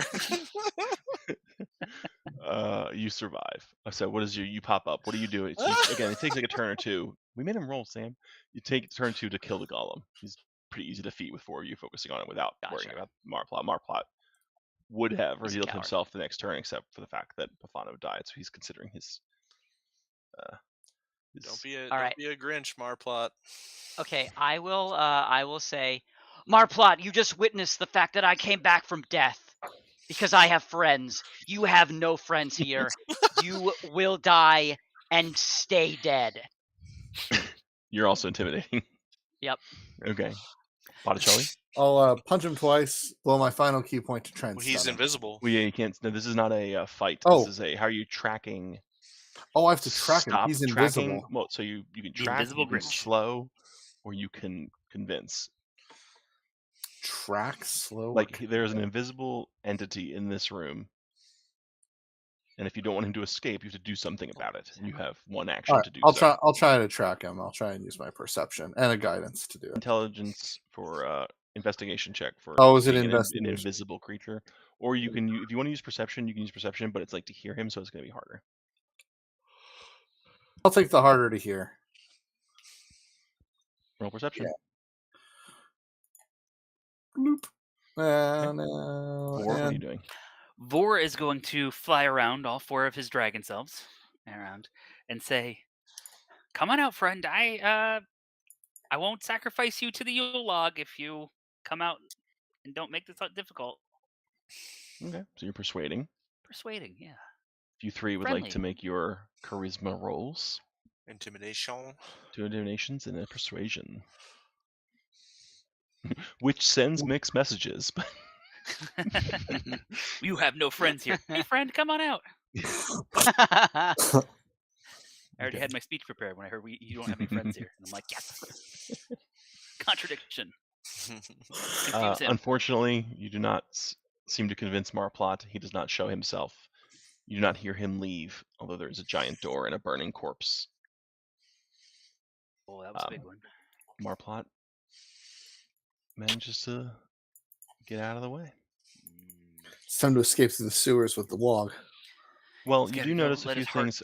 A few things happen, and we will epilogue. I mean, who are we gonna? Who's gonna stop us now? So there does seem to be a bit of a quieting outside. A lot of the shouting and running around dies down around the same time that Bufano leaves this plane. The halflings, as you saw with Guiseau, seem to be under some form of mind control, or at least persuasion, mind affecting magic from Bufano to follow his rules and his orders. Getting the Yule log safely, both from the heat and just like carrying such a large object, is difficult. It's doable, but you managed to do it. You, despite Can the fact we find us a sled and a couple of reindeer? As you are making your way through town, and the halflings stop and just stare as you are carrying this like still glowing suitcase, essentially. Guiseau comes around the corner with a sleigh and a couple reindeer attached to it. I'm sorry, I jumped the shark. Stop reading the DM notes. Not cool. I'm sorry, I jumped the shark.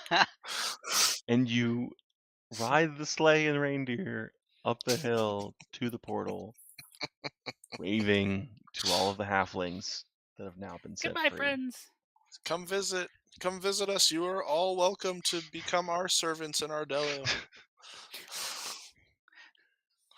Don't be terrible. Or One we'll thing you do sacrifice end you up to Yule flying, log. kind of getting control of the sleigh takes a bit, and you end up flying over the the pit that you had seen, and you see a tear go down Giso's cheek as he sees this like pit of halfling corpses that he assumes my are gosh. the friends that he left behind. Oh, Oh dang. no! That got Are dark. we supposed to save them? No, They were Okay. dead. They were already dead. they've good. been That's dead not since on he us. left. That's not on us. They look like You they're make about, it back to the about portal. 3.5 weeks. You may now, as our last act of the charity stream, choose your titles. All four of you may choose your own titles in the city of Ardello. Rulers, the four of you form a council. You place the Yule log in the space where the arcane furnace had been, and it almost knowingly kind of knits back some of the magical energies and reforms much of the structure, pulsing out heat and saving the city. You may now choose your titles. We earned it. You did earn it. I'll be This is- Botticelli the Bodacious. Botticelli the Bodacious. this is hard.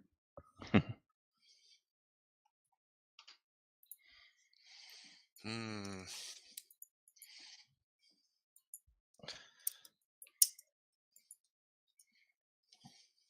I will be Jackson the Barn Burner. Jackson the Barn Burner. A terrifying name for a leader if there ever was one.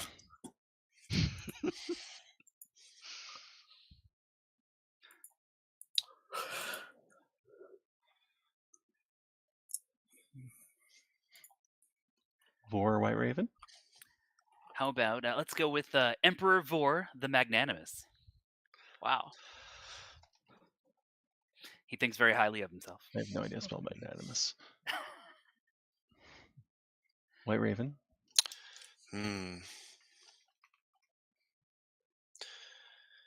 White Raven, protector of Ardello, and commander of Storm King's army. Commander of Storm King's army. That's not how you spell army. Armor. Army. Armor. We know what to say. Army. You are so crowned and titled, and generations of prosperity to Ardello. Rulers all. Though, with your all backgrounds and motivations, how long is it until you start venturing out and seek out that adventurous lifestyle again? That's our game for tonight. Thank you, everybody who stuck around with us, and Sam for commentating on much of this. And Sam. We really appreciate everything everyone has done, both from the donations and voting, helped make this much of what it is. We raised $425 for Fostering Hope PA. Nice. Awesome. If you're interested in donating more, or donating again, or donating for the first time, if you've just been watching, the donations will stay open for at least through the weekend, and then we will make our donation to Fostering Hope. They were great as well. They were very excited for this event. Had no idea what I was talking about, but we're excited for both the support and something new. They were we've had mixed support over the years, so it was great to have an organization that was fully behind us. Yes, thank you so much to everybody that also donated and contributed to this. Excellent, everyone. Yep. Thank you, guys. And we will see everyone next year, hopefully. All right. Good night, everybody. Thank you, everyone.